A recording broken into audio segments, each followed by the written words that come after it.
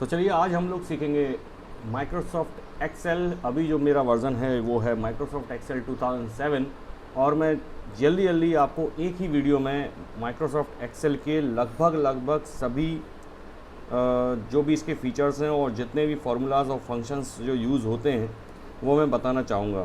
तो अगर आप थोड़ा बहुत भी इसके बारे में जानकारी रखते हैं तो आपको ये बहुत ही बेनिफिट देगा, और अगर आपको बिल्कुल भी नहीं आता है तो भी आप इसको एक बार देख के घर पर प्रैक्टिस करके कर सकते हैं। तो स्टार्ट करते हैं। पहले थोड़ा जल्दी मैं इसको आगे बढ़ाता जाऊंगा, फटाफट देखते जाते हैं। तो यहाँ पर ऊपर जो हमको ये टैब दिख रहा है ये है पहला टैब होम का, insert, page layout, formulas, data, review and view.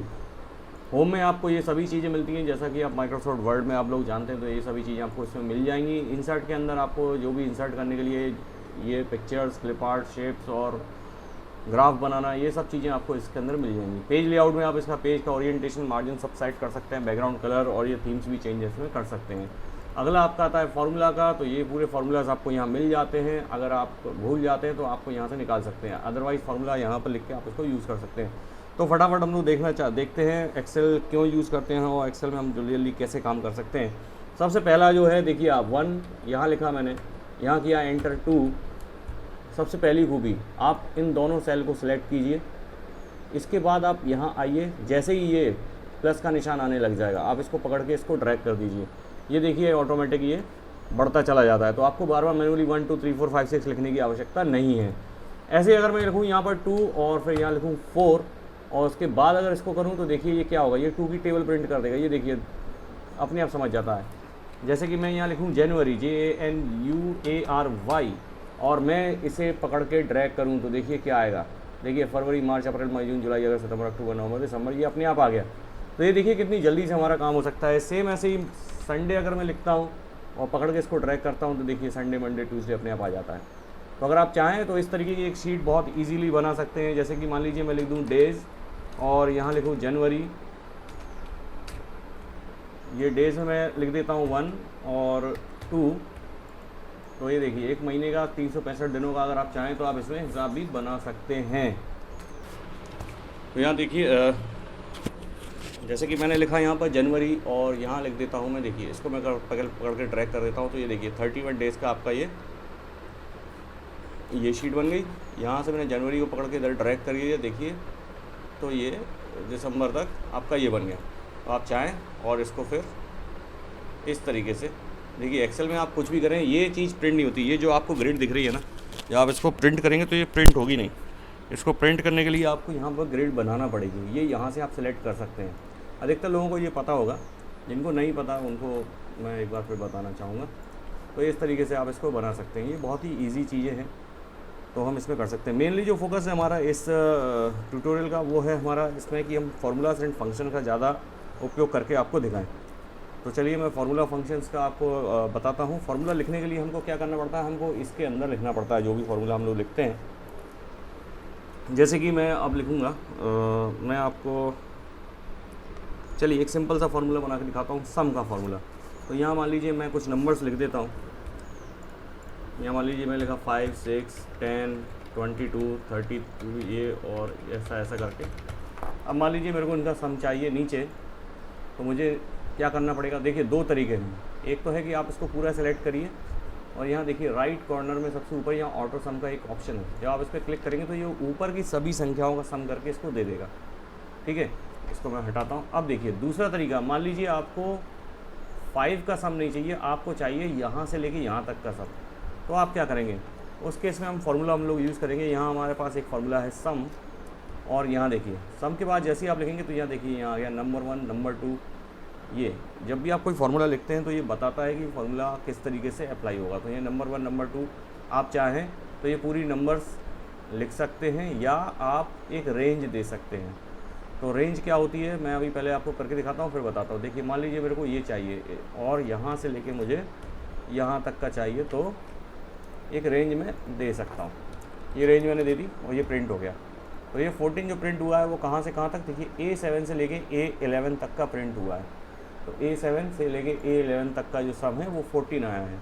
अब बात चल रही थी अपनी जो रेंज की, वो रेंज क्या होता है चलिए बताता हूँ। देखिए एक्सेल में हर सेल का एक नाम होता है। हर सेल का, सेल क्या होती है देखिए, ये जो चीज़ है ये है रो, और ये जो चीज़ है ये है कॉलम, ठीक है। तो ये रो और कॉलम जहाँ पर क्रॉस होते हैं उससे बनती है एक सेल।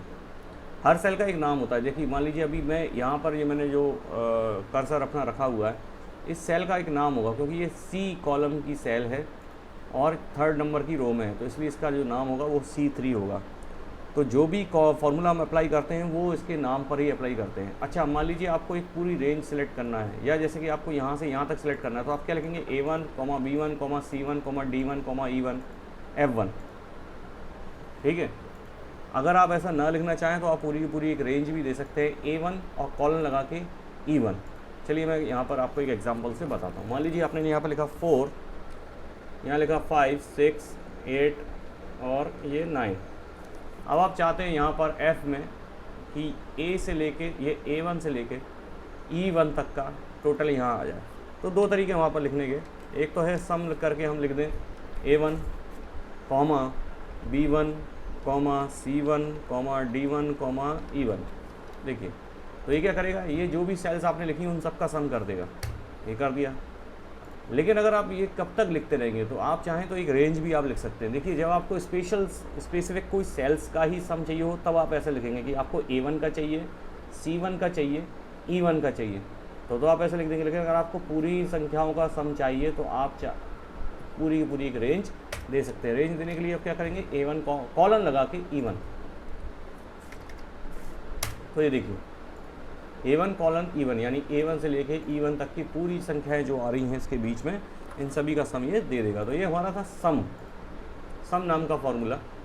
आप चाहें तो इस फॉर्मूले को इस तरीके से भी अप्लाई कर सकते हैं, डायरेक्ट इक्वल टू लगा के आप चाहें तो उनके सेल के नंबर लिख सकते हैं A1 और प्लस, यहाँ आपको प्लस दबाना पड़ेगा, B1 plus C1 plus D1 plus E1, ऐसा, तो भी ये आपका सम आ जाएगा। तो ये 2 या 3 तरीके हैं जहाँ से आप इनका एडिशन या सम कर सकते हैं। चलिए अब अगला मैं फॉर्मूला आपको बताता हूँ, वो है अपना पावर का। पावर का फॉर्मूला कैसे होगा, देखिए मान लीजिए पावर क्या होती है गणित के, अगर आप गणित आपने जानते हो तो आपको पता होगा, 2 के ऊपर अगर 4 की पावर लगा दिया जाए तो 2 × 2 × 2 × 2 हो जाता है, इसी हम लोग कहते हैं पावर। तो यहाँ देखिए मैं 2 संख्या लिखने वाला हूँ, यहाँ मैं एक संख्या लिखने वाला हूँ 4 और यहाँ एक संख्या लिखने वाला हूँ 3। अब मुझे चाहिए 4 की पावर 3 कितना हो, 4 की पावर 3 कितना होता है, चलिए पता करते हैं। तो यहाँ हम लगाएंगे इक्वल टू और लगाएंगे पावर, उसके बाद ये देखिए नंबर और पावर। तो नंबर हमारे पास है 4, कॉमा लगाएंगे और उसकी पावर हमको लगाना है 3। उस पावर कहाँ पर है, वो पावर लिखी हमने B1 में, तो वो हमने यहाँ पे सेल का रेफरेंस दे दिया, एंटर किया। देखिए 4 × 4 × 4 कितना होता है 64, 4 चौको 16 और 64। तो इस तरीके से हम लोग ये पावर फंक्शन यूज़ कर सकते हैं। चलिए तो अब मैं अगला फंक्शन हम लोग देखते हैं, वो है आपका लार्ज और स्मॉल फंक्शन। चलिए तो यहाँ मैं एक सम नंबर लिखने वाला हूँ, तो यहाँ पहले मैं कोई नंबर लिख देता हूँ। चलिए मार्क्स लिख देता हूँ, यहाँ कर देता हूँ मैं मार्क्स, और यहाँ कुछ लोगों के मार्क्स में लिख देता हूँ। यहाँ लिख देता हूँ 12, 15, 16, 17। चलिए तो यहाँ कुछ मार्क्स लिखे हुए हैं। अब मैं चाहता हूँ यहाँ पर कहीं भी, जहाँ भी आप चाहें तो वहाँ मैं प्रिंट करना चाहता हूँ। क्या करना चाहते हैं हम लोग प्रिंट, हम प्रिंट करना चाहते हैं कि इसमें सबसे बड़ी संख्या कौन सी है। तो यहाँ लिखूँगा मैं मैक्स, और उसके बाद नंबर 1, नंबर 2, नंबर 3, जितनी भी नंबर है उन सबको सेलेक्ट कर दूँगा, यानी A2 से लेके A9 तक की सबको चाहिए हमको। तो मैंने यहाँ रेंज दे दी और ये एंटर कर दिया। तो देखिए यहाँ सबसे बड़ी संख्या जो है वो 25 यहाँ पर आ गई। अच्छा इसमें एक चीज़ और है, यहाँ मैं कॉमा लगाता हूँ। इस फॉर्मूले में एक सुधार और करता हूँ कि मान लीजिए आप चाहते हैं कि सबसे बड़ी संख्या नहीं, दूसरे नंबर की सबसे बड़ी संख्या चाहिए, तो हम यहाँ (2) लगा सकते हैं। तो ये था हमारा मैक्स फंक्शन। यहाँ पर आप अब हम देखिए लार्ज, मैक्स से मिलता जुलता फंक्शन है हमारे पास लार्ज। तो ये लार्ज फंक्शन भी उसी तरीके से काम करेगा। देखिए यहाँ लिखा आ रहा है एरे, तो यहाँ आपको एक एरे देना पड़ेगा। एरे यानी कि संख्याओं का समूह पूरा आपको देना पड़ेगा, और कॉमा लगा के हम लिख देते हैं के। अब ये के क्या है, तो यहाँ मान लीजिए मैंने डाल दिया 2। तो अब देखिए यहाँ जो नंबर आई है 23, ये सेकंड तो ये देखिए सेकंड नंबर की इसने लार्जेस्ट नंबर यहाँ पर प्रिंट कर दिए। अगर मैं यहाँ 3 कर दूंगा तो ये थर्ड लार्जेस्ट को प्रिंट कर देगा। देखिए तो ये था हमारा लार्ज फंक्शन। लार्ज फंक्शन में आप लोग क्या कर सकते हैं, हम लोग यहाँ पर एक चीज़ और ऐड कर सकते हैं। देखिए मैक्स में ये सिर्फ मैक्सिमम नंबर को प्रिंट करता है, लार्ज में आप यहाँ पर देख सकते हैं कि स्मॉल कौन से नंबर की लार्ज नंबर आपको प्रिंट करना है, वो आप इसका इंडेक्स यहाँ पर दे सकते हैं। इसी तरीके का हमारे पास एक और फंक्शन है, वो है हमारे पास स्मॉल।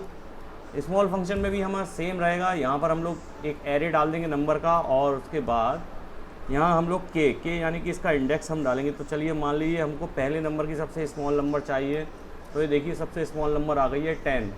यहाँ अगर मैं 5 कर दूँगा तो देखिए 5वें नंबर की सबसे स्मॉल नंबर आ गई है 16। तो ये था हमारा स्मॉल फंक्शन। चलिए अब एक और फंक्शन की हम लोग बात करते हैं, वो है हमारा सम प्रोडक्ट। इसे मैं हटा देता हूँ। सम प्रोडक्ट क्या करता है? सम प्रोडक्ट, यहाँ मैं नाम लिख देता हूँ इसका। देखिए सम प्रोडक्ट क्या करेगा, यहाँ मान लीजिए मैंने एक लिया है सीरीज़, ले लेता हूँ मैं सीरीज़ ए, और ये ले लेता हूँ सीरीज़ बी।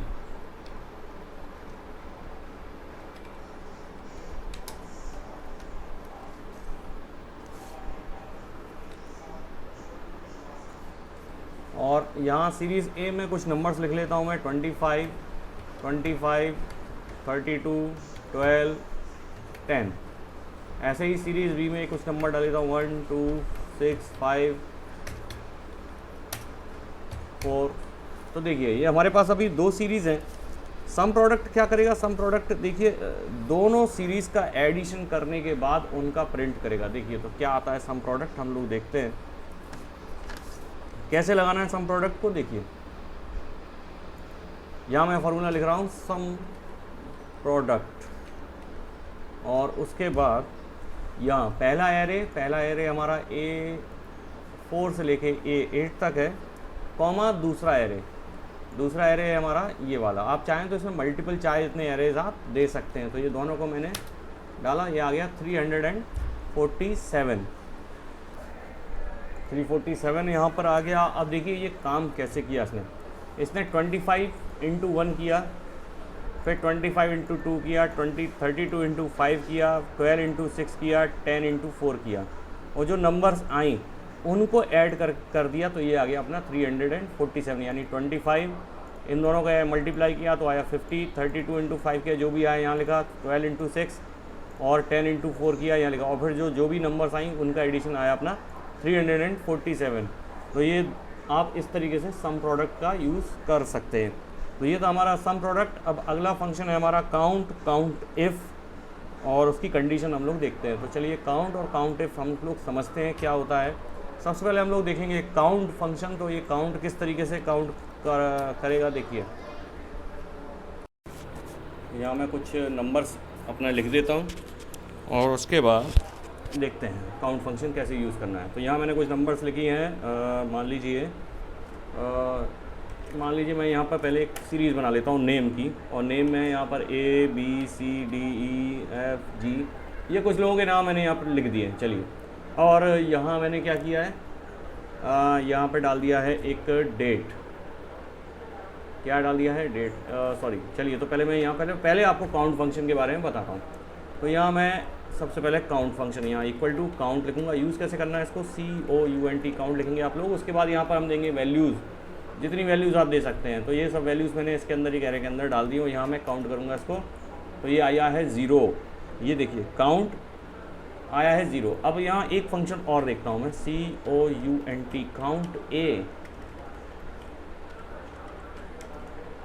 काउंट ए क्या करेगा देखते हैं। चलिए मैं इसको कॉपी करता हूँ। ये देखिए ये काउंट ए जब मैंने चलाया तो यहाँ आया 7, काउंट अकेला चलाया तो आया 0। अच्छा चलिए अब मान लीजिए मैं यहाँ ABC की जगह लिख देता हूँ 5, 6 और 3। तो देखिए अब ये काउंट जो फंक्शन था ये आ गया है हमारा कितना, ये आया है 3, और काउंट ए आया है 7। तो काउंट क्या करता है, काउंट करता है उन चीज़ों को काउंट जो नंबर्स हैं। काउंट ए क्या करता है, काउंट ए सबको काउंट कर लेता है, ABCD नंबर्स या कुछ भी चीज़ें। अच्छा अगर आपको काउंट ब्लैंक करना है, मान लीजिए यहाँ कुछ चीज़ें ब्लैंक है। अब देखिए आपने कोई बड़ी सी एक्सेल शीट बनाई है उसमें मान लीजिए अगर आप सोच रहे हो कि ऐसा तो नहीं कोई खाली रह गई हो, कोई मेरा सेल खाली रह गया हो, तो उस केस में हम लोग क्या करेंगे, ये मान लीजिए आपने ये शीट बनाई है, अभी तो ये छोटी है, मान लीजिए आपने उसमें 10,000 एंट्रीज करके रखी हैं और फिर ये खाली रह गई है। चलिए मैं कर ही देता हूँ, ये आपने एंट्रीज कर ली है यहाँ पर। और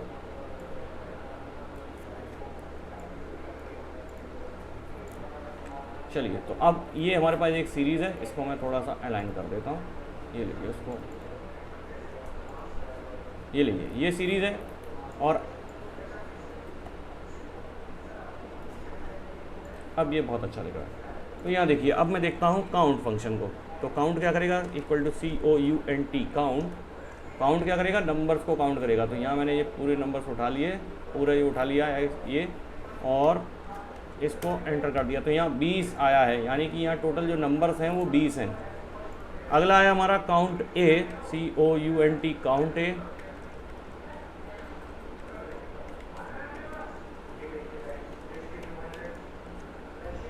काउंट A देखिए क्या करेगा, काउंट A ये देखिए, और हमने इसको कर दिया यहाँ पर। काउंट A ने हमको प्रिंट किया 22 प्रिंट किया, क्योंकि अभी 22F और G को भी इसने ऐड कर लिया, लेकिन इसने ब्लैंक ऐड नहीं किए हैं। अब हमको पता करना है कि इसमें ब्लैंक तो नहीं छूट गया कुछ, तो हम लोग क्या करते हैं, COUNT काउंट ब्लैंक। ये बहुत ही अच्छा फंक्शन है अगर आप एक कोई बड़ी शीट बना रहे हैं और मान लीजिए अगर आप चाहते हैं कि ऐसा तो नहीं कोई इसमें मिस कर गए हों हम, या खाली कुछ रह गया हो, तो कोई सेल खाली ना रह गई हो, उसके लिए हम यहाँ पे चेक करते हैं काउंट ब्लैंक। काउंट ब्लैंक के बाद हम ये पूरा एरे डाल देते हैं उसके अंदर और इसको कर देते हैं बंद। ये देखिए, तो यहाँ देखिए काउंट ब्लैंक हमने दिया, तो यहाँ 2 आया है, यानी कि ये 2 सेल्स हमारी ब्लैंक हैं इसके अंदर, ये इसने बता दिया है। ये था हमारा काउंट ब्लैंक। अगला हम लोग देखेंगे काउंट इफ़। काउंट इफ़ किस तरीके से काम करता है, काउंट इफ़ देखिए।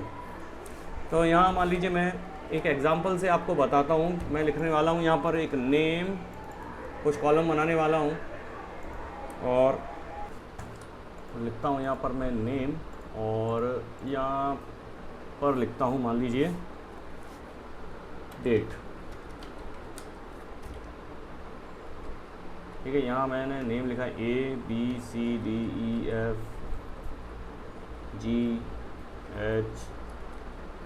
मान लीजिए ये कुछ लोगों के नाम हैं, और यहाँ मैं डाल देता हूँ एक डेट। इसको देखिए मैं मर्ज कर देता हूँ। ये सब चीज़ें आपको शायद पता होंगी, मर्ज करना, ये सब करना, ये मैंने नहीं अपने वीडियोस में बताने वाला हूँ, लेकिन आप शायद सबको पता हो। तो यहाँ डेट में डाल देता हूँ, मान लीजिए ये 14 जनवरी 14-01। तो ये देख लीजिए 14 जनवरी, ये 15 जनवरी, ये 16 जनवरी, और इसी तरीके से मैं इसको थोड़ा एक काम करता हूँ, आगे बढ़ा देता हूँ 18 जनवरी। और यहाँ मैं एक काम करने वाला हूँ, इन लोगों के लेने वाला हूँ मैं अटेंडेंस। मान लीजिए आप कुछ कराने वाले हैं, कोई कोर्स करा रहे हैं, कोचिंग पढ़ा रहे हैं, कुछ भी करा रहे हैं, यहाँ आप लेते हैं अटेंडेंस। तो चलिए यहाँ मैंने PPP लगाना चालू कर देता हूँ कि भाई ये 14 तारीख को ये PPP, और ये APPAA। इसी तरीके से यहाँ पर भी मैं लगा देता हूँ PPAA।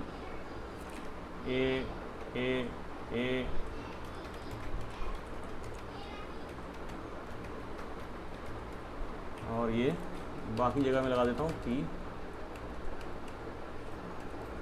एक अपनी शीट, ये अटेंडेंस शीट हमारी बनके तैयार हो जाती है।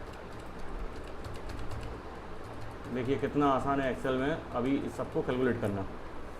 अब मान लीजिए मुझे पता करना है कि भाई ये A जो है ये कितनी बार आया है।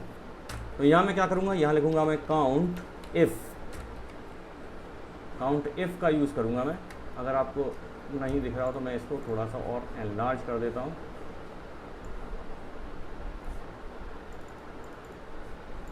चलिए, तो यहाँ मैं यूज़ करूँगा काउंट इफ़ का, और देखिए क्या करता हूँ मैं, काउंट इफ़, यहाँ मैं दे दूँगा एक रेंज। ये A जो है इसकी पूरी अटेंडेंस यहीं पर है, तो ये मैंने पूरी रेंज दे दी है। यहाँ लगाने के बाद लगाया है कॉमा, और किस चीज़ को काउंट करवाना है हमको, यहाँ हमको काउंट करवाना है P को। तो यहाँ मैंने दे दिया है P। ये केस सेंसिटिव नहीं होता, स्मॉल p भी लिखेंगे तो भी आपका चल जाएगा। यहाँ मैंने एंटर किया तो देखिए इसकी अटेंडेंस आ गई है 3, यानी 3 बार इसने P काउंट किया, इसने ये 3 बार आया है। और अब हमको हर उसके लिए नहीं करना। देखिए फॉर्मूले का सबसे अच्छा तरीका ये है कि आपने एक बार अगर फॉर्मूला यहाँ लगा दिया, आप इसे पकड़ के ड्रैग कर देंगे, अगली सेल के लिए अपने आप अप्लाई होता चला जाएगा। देखिए ये सबका अटेंडेंस आ गया। देखिए ए कितनी बार आया है, बी कितनी बार आया, C D E F G H I, ये देखिए कितनी जल्दी ये काम हो गया। इसलिए एक्सेल अधिकतर लोग यूज़ करते हैं और सलाह भी देते हैं सबको एक्सेल यूज़ करने की कि आपका काम बहुत जल्दी हो जाता है। अगले इसमें आप मान लीजिए आपको काउंट एफ, यहाँ हम लोग अपना एब्सेंट काउंट करते हैं। तो एब्सेंट काउंट करने के लिए क्या हमने बस यहाँ पर एक शीट, देखिए फॉर्मूला आपको एक सेल के लिए लगाना है, एक रो के लिए आप फॉर्मूला लगाएंगे, अगली रो के लिए फॉर्मूला अपने आप कॉपी हो जाएगा। तो यहाँ मैंने लगाया कॉमा और इसके लिए हम लोग सर्च कराने वाले हैं ए को, और यहाँ पर हमने कर दिया एंटर। तो देखिए ये आ गया है 2 और ये मैंने कर दिया ड्रैग नीचे, तो देखिए सबके अटेंडेंस आ गई। तो यहाँ देख सकते हैं हम लोग ये कौन है, डी, जो एक भी बार एब्सेंट नहीं है। अच्छा अब एक चीज़ और, अब मान लीजिए आपने ये पूरी शीट बना ली, तो यहाँ पर मैं लिख देता हूँ प्रेजेंट, ये लिख देता हूँ एब्सेंट। चलिए अब मान लीजिए इसमें कोई अगर आप चेंज करना चाहें तो क्या होगा, चलिए देखते हैं। अब आपको पता चलता है कि भाई 15 तारीख को ये जो ए है ये एब्सेंट था, यानी पी की जगह ए होता है। तो अगर मैं यहाँ पर पी की जगह ए करता हूँ तो देखिए क्या चेंज होगा। यहाँ मैंने पी की जगह ए कर दिया और जैसे ही एंटर करूँगा देखिए ये इसकी वैल्यू अपने आप चेंज हो गई। ये बहुत अच्छा काम है एक्सेल में। एक्सेल में आप ये है कि अगर आप बीच में कहीं एडिट भी करते हैं, अगर आपने फॉर्मूला कॉपी किया हुआ है, फॉर्मूला लगाया हुआ है, तो आपको आगे दिक्कत नहीं आएगी। मान लीजिए आप चाहते हैं कि भाई ये जो पी था ये भी नहीं आया था, तो यहाँ आप जैसे ए दबाएंगे ये देखिए इसकी अटेंडेंस यहाँ पर चेंज हो गई। तो ये सबसे अच्छा काम हो जाता है। तो यहाँ हमारे पास था काउंट एफ और काउंट ए, तो ये हम लोगों ने चेक कर लिया। अभी हम लोग देखेंगे अगला जो हमारा फॉर्मूला है वो है हमारा एक डेटा के ऊपर, जिसमें नंबर का यूज़ नहीं करते, लेकिन हमारे पास एक्सेल में कभी कभी ऐसी समस्या आ जाती है। मान लीजिए आपने एक्सेल में किसी से डेटा लिया और उसने जो डेटा दिया आपको, आपने कुछ डेटा जो आपको शीट में बनाना था वो इस तरीके से बनाना था, फर्स्ट नेम और लास्ट नेम। आपको जो डेटा दिया उसने इस तरीके से दे दिया, फर्स्ट नेम और लास्ट नेम। लेकिन अगर आपको जो डेटा चाहिए था वो कैसे चाहिए था, आपको जो डेटा चाहिए था वो चाहिए था फुल नेम। ठीक है, अब आप क्या करते हो, अधिकतर लोग क्या करते हैं, बार बार उस नाम को ब्रेक करते हैं, कट करते हैं, पेस्ट करते हैं। तो एक्सेल में इसका एक अच्छा एक फार्मूला है, वो मैं आपको बताता हूँ। तो यहाँ देखिए मैं कुछ फर्स्ट नेम और लास्ट नेम लिख देता हूँ। जैसे कि मान लीजिए मैंने लिख दिया राम और यहाँ लिख दिया प्रसाद। ऐसे ही इधर लिख देता हूँ मैं जॉन और मैथ्यू। इसी तरीके से यहाँ पे लिख देता हूँ मैं सतबीर सिंह। इधर लिख देता हूँ मैं यशवंत और ये लिख देता हूँ पाठक, जगदीश और कुमार। चलिए, तो आपको जो डेटा दिया उसने इस तरीके से दे दिया। अब आपको जो डेटा चाहिए था वो चाहिए था फुल नेम आपको चाहिए था। अब इस केस में आप क्या करेंगे, तो यहाँ हमारे पास एक फार्मूला है, उसका नाम है कनकैटिनेट। नाम से ही क्लियर हो रहा है आपको, कनकैटिनेट क्या करेगा, कनकैटिनेट दोनों को जोड़ देगा। तो यहाँ देखिए पहले आपको लेना है टेक्स्ट 1। तो ये टेक्स्ट 1 क्या है, ये टेक्स्ट 1 है हमारा ये, और टेक्स्ट 2 है हमारा ये। कैसे लगाना है फॉर्मूला, चलिए फिर से देखते हैं। इसको करता हूँ मैं थोड़ा सा जूम और दिखाता हूँ आपको।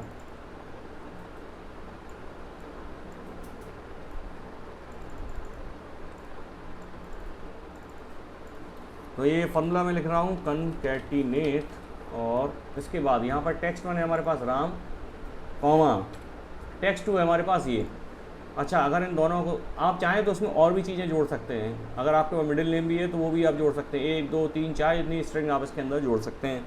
लेकिन चलिए यहाँ एक प्रॉब्लम आएगी। अब मैं जब इसको कंकैटिनेट करूँगा तो देखिए क्या होता है। देखिए इसने दोनों को मिला दिया, लेकिन मैं चाह रहा था कि यहाँ पर आए एक स्पेस। उस केस में हम क्या करेंगे, तो चलिए यहाँ मैं फॉर्मूले में करूँगा थोड़ा सा चेंज। देखिए कंकैटिनेट,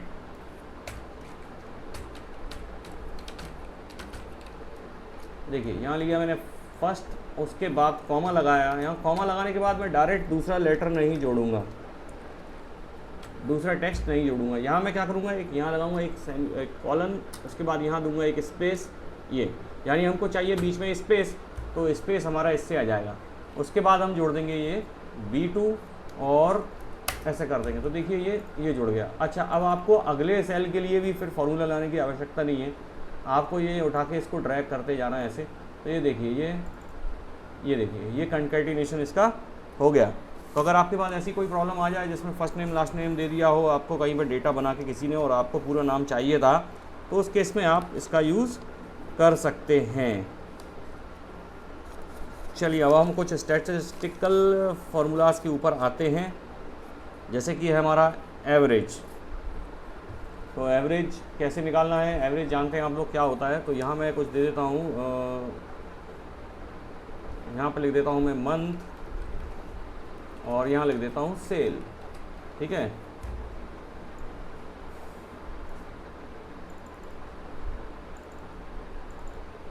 यहाँ मंथ में लिख देता हूँ मैं जनवरी,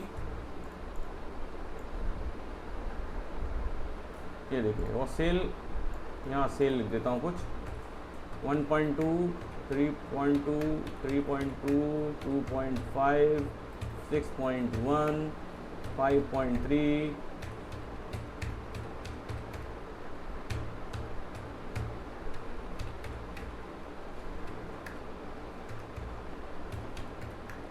तो यह देखिए यहाँ मैं कुछ सेल लिख दिए, ये कुछ सेल है लाखों में, हज़ारों में, जैसा भी आप मान लीजिए।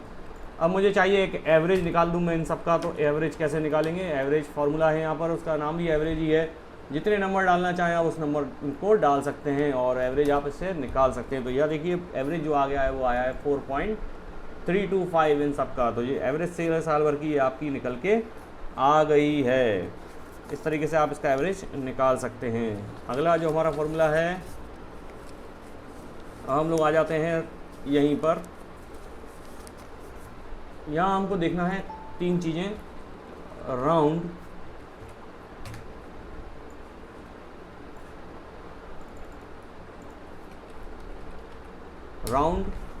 अगला जो हमारा है वो है, ये तीन फार्मूला हैं, इनसे कंफ्यूज हो जाते हैं देखते लोग, राउंड अप, और एक फार्मूला है राउंड डाउन।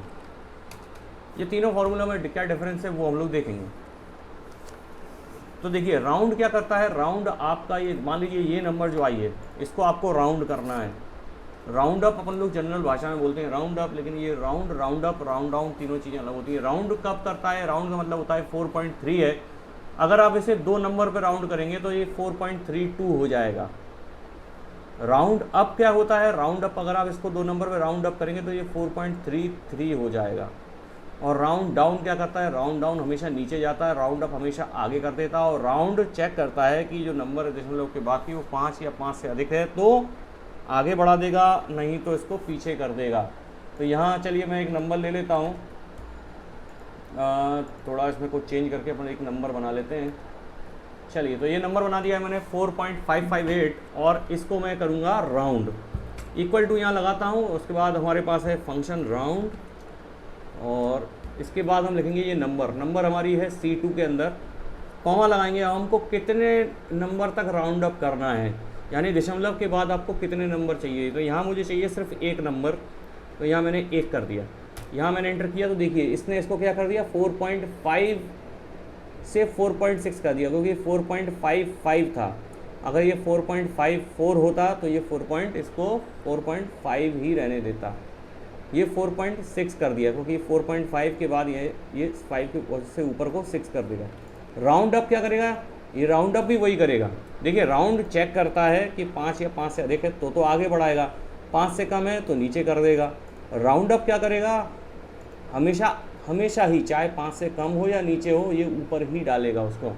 तो यहाँ चलिए मैं एक फॉर्मूला बनाता हूँ, राउंड अप, और इसको हमको राउंड अप करना है कितने डिजिट तक, 1 डिजिट तक। तो देखिए ये भी 4.6 आएगा, लेकिन अगर मैं राउंड डाउन करूँगा तो क्या होता है, देखिए इक्वल टू,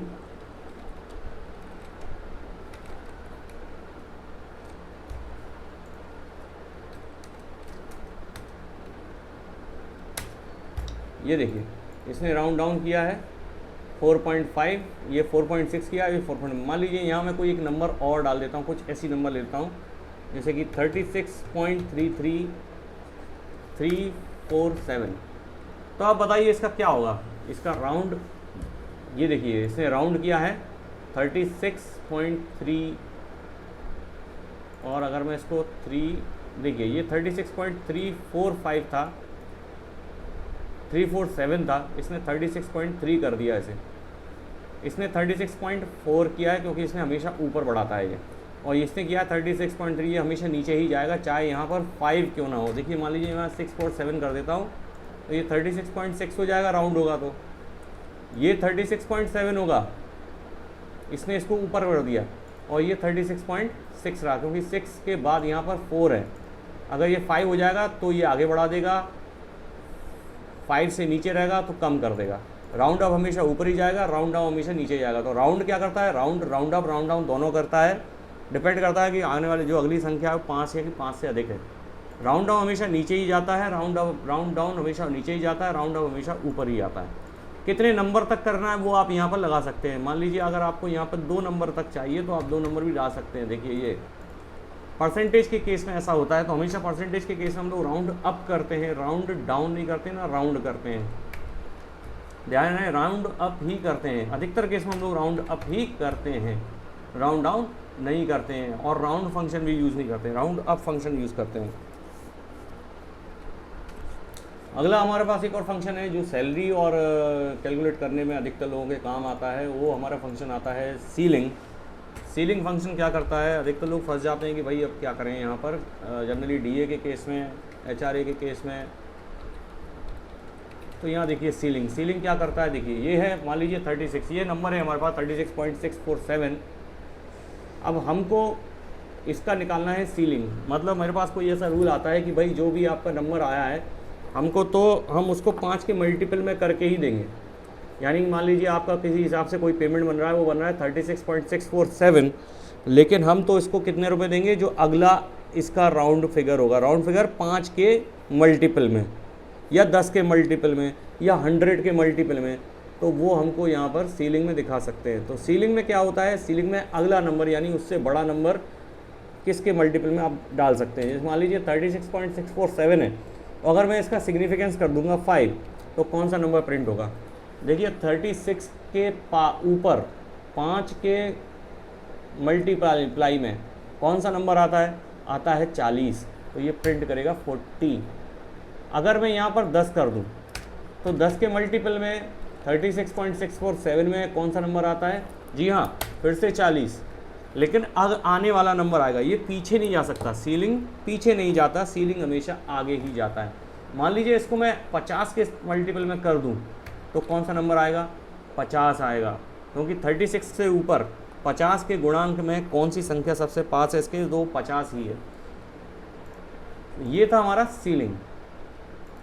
अच्छा यहाँ पर मैं मान लीजिए 5 कर दूं फिर से, तो ये आ गया 40। अब मैं एक और हमारे पास फंक्शन है, वो है हमारे पास एम राउंड।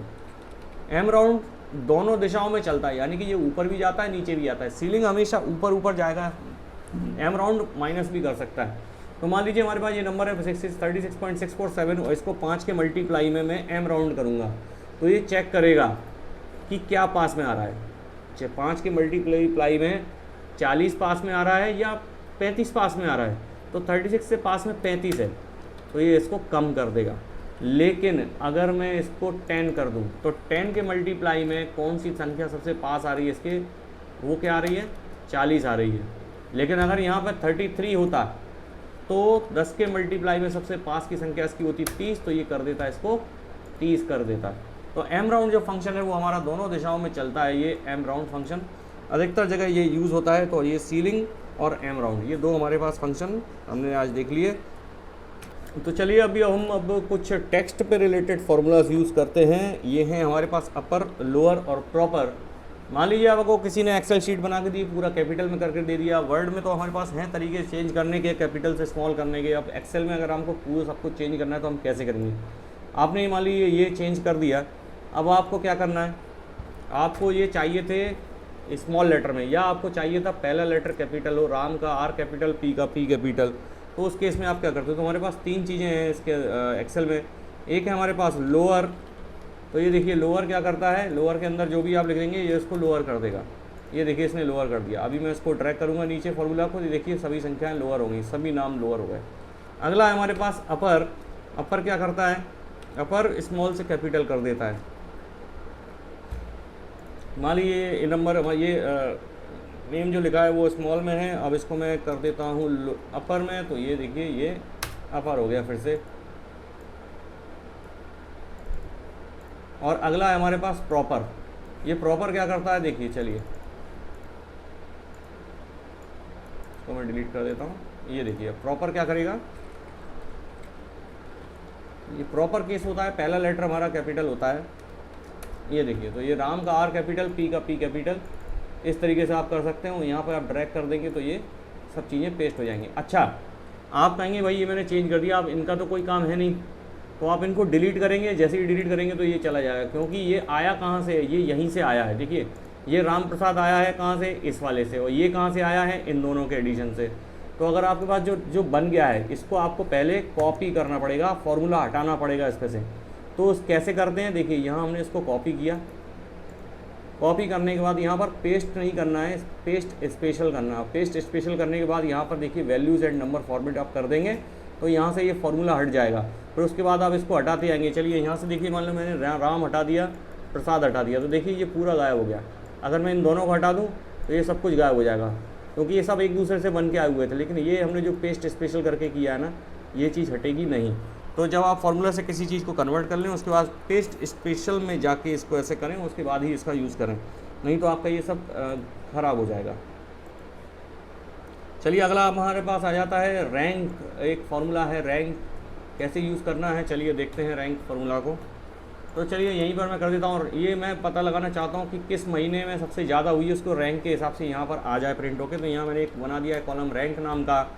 अच्छा, रैंक में हम क्या करेंगे, चलिए इक्वल टू, सबसे पहले हम लोग रैंक लिख देंगे, उसके बाद नंबर लिखेंगे। किस नंबर को, ये है नंबर है हमारे पास ये वाली, इसकी रैंक क्या है। सबसे पहले एक पहली लाइन की रैंक निकालेंगे ना, तो B2 की रैंक निकालेंगे। और कहाँ से निकालेंगे, यहाँ हम लेंगे डॉलर। अच्छा, ये डॉलर का क्या काम है ये भी बताता हूँ मैं आपको, $B $2। अगर आप देखिए फॉर्मूला को ड्रैग करते जाएंगे तो ये सब चीज़ें चेंज होती जाएंगी, लेकिन हम जिस सेल का रेफरेंस चेंज करना नहीं चाहते उसमें हम लोग डॉलर लगा देते हैं। और यहाँ कॉलन लगा देंगे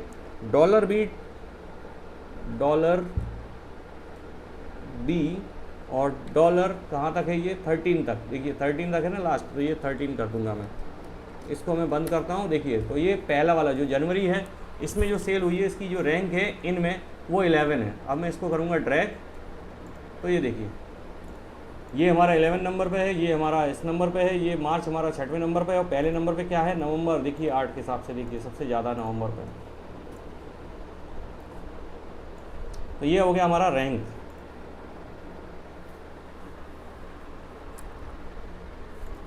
आप चाहें तो इसमें कंडीशनल फॉर्मेटिंग भी कर सकते हैं, यहाँ से हाईलाइट कर सकते हैं सेल को, जो भी करना चाहें। ये आपने शायद आपको पता होगा या जानते होंगे आप लोग, इसको मैं इसमें इंक्लूड करना नहीं चाहता। अगला जो हमारा फंक्शन है वो भी बड़े काम आ जाता है, वो है हमारे पास सम इफ़ फंक्शन। तो देखिए सम इफ़ फंक्शन कैसे काम करता है। मान लीजिए अभी देखिए एक समस्या आई थी कि यहाँ हमारे पास एक लिस्ट आई है व्हीकल्स की। चलिए तो यहाँ पर हमारे पास है व्हीकल का टाइप है, व्हीकल टाइप, और ये है हमारे पास कलर। तो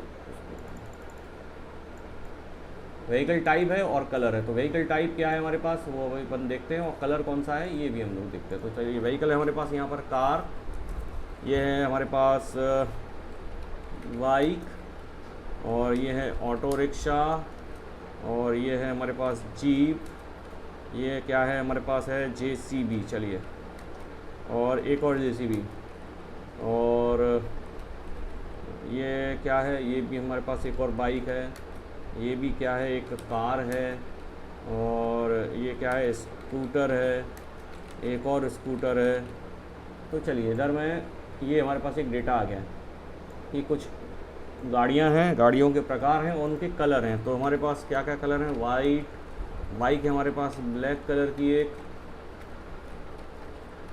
और ऑटो है हमारे पास येलो कलर का, जीप है हमारे पास रेड कलर की, JCB है येलो, एक और JCB है येलो, ये बाइक एक है रेड कलर की, और कार है हमारे पास चलिए ब्लू कलर की। स्कूटर है हमारे पास एक वाइट कलर का और एक है ब्लैक कलर का। तो चलिए अब मैं अब पता करता हूँ कि सम इफ फंक्शन किस तरीके से काम करता है। तो यहाँ मैं एक लगाता हूँ फंक्शन सम इफ। एक रेंज में दे देता हूँ उसमें। रेंज क्या है भाई, ये रेंज दे दी मैंने। अब मैं ये इस रेंज में पता करना चाहता हूँ कि कितनी गाड़ियाँ हैं जो क्या हैं, कार हैं। तो मैंने यहाँ डाल दिया कार। तो A2 से लेके A11 तक ये पहले काउंट करेगा कार, कितनी कार हैं उनका काउंट करेगा, तो ये दे देगा उनको। ये हमारे पास है एक कंडीशन का। तो ये देखिए ये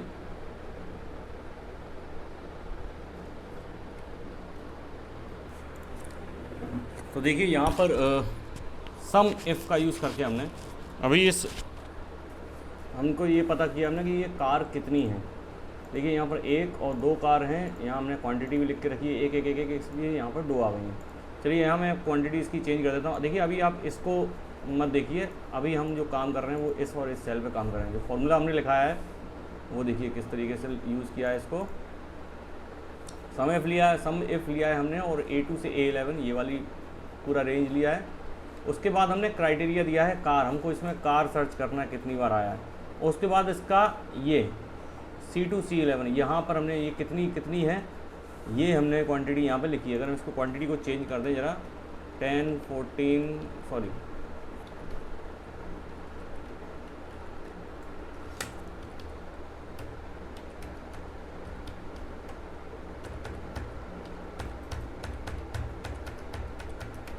चलिए अब मैं यहाँ पर फॉर्मूला लगाता हूँ। देखिए यहाँ पर लिख दिया मैंने सम प्रोडक्ट, और ये है एरे 1 सम इफ ये लिखा है हमने, ये रेंज है हमारी। उसके बाद हमने लिया है क्राइटेरिया क्या है हमारा, कार। हमको कार देखना है कितनी है, और ये इसकी क्वांटिटी दी है यहाँ पर, तो हमको ये वाला भी देखना पड़ेगा इसमें। ये हमने इसको लिख दिया और ये कर दिया एंटर। तो यहाँ हमको बता दिया इसने कि ये जो कार हैं वो 31 है। तो देखिए यहाँ पर ये वाइट कलर की 10 कार हैं और ब्लू कलर की 21 कार है, इसलिए कार जो है हमारे पास वो हैं 31। अब मैं इसको ले जाऊँगा नीचे ड्रैग अगर करूँ तो देखिए क्या होता है। ये देखिए अब ये फॉर्मूला अप्लाई हो रहा है। तो चलिए ये था हमारा सम इफ़ का यूज़ कैसे करना है। अभी मैं एक और एग्जांपल से आपको बताता हूँ कि सम इफ़ का यूज़ हम लोग कैसे कर सकते हैं। तो देखिए यहाँ मैंने एक शीट बनाई है, इसमें मैंने सीरियल नंबर लिया, अकाउंट नंबर लिया, बिल डेट लिया है और पेमेंट लिया है। अब मुझे ये पता करना है, देखिए ये प्रॉब्लम का हम लोग कब आती है इस टाइप की प्रॉब्लम जहाँ हमको सम इफ़ यूज़ करना हो। अब मान लीजिए मुझे ये पता करना है कि ये एक डेट हम लोग लेते हैं कि 31/5 या 12/3 जो भी आप चाहें। जैसे कि मान लीजिए मैं चाहता हूँ 15 जून, तो मैं चाहता हूँ कि 15 जून के बाद कितनी पेमेंट हमारे पास आई है उसका सम हमको चाहिए, कितने 15 जून के बाद। तो उस कंडीशन में हम लोग सम इफ लगा सकते हैं। देखिए एक तरीका तो है कि पूरे को जोड़ लो, तो ये तो हो गया सम। अगर हम सम के साथ कोई कंडीशन लगा दें कि मान लीजिए 15 जून के बाद की कितना पेमेंट आया हमारे पास, वो हमको पता करना है। तो चलिए कैसे करेंगे हम लोग, यहाँ लिखेंगे हम लोग सम इफ, उसके बाद यहाँ हम लोग देंगे रेंज। रेंज हमारी क्या है, ये है रेंज।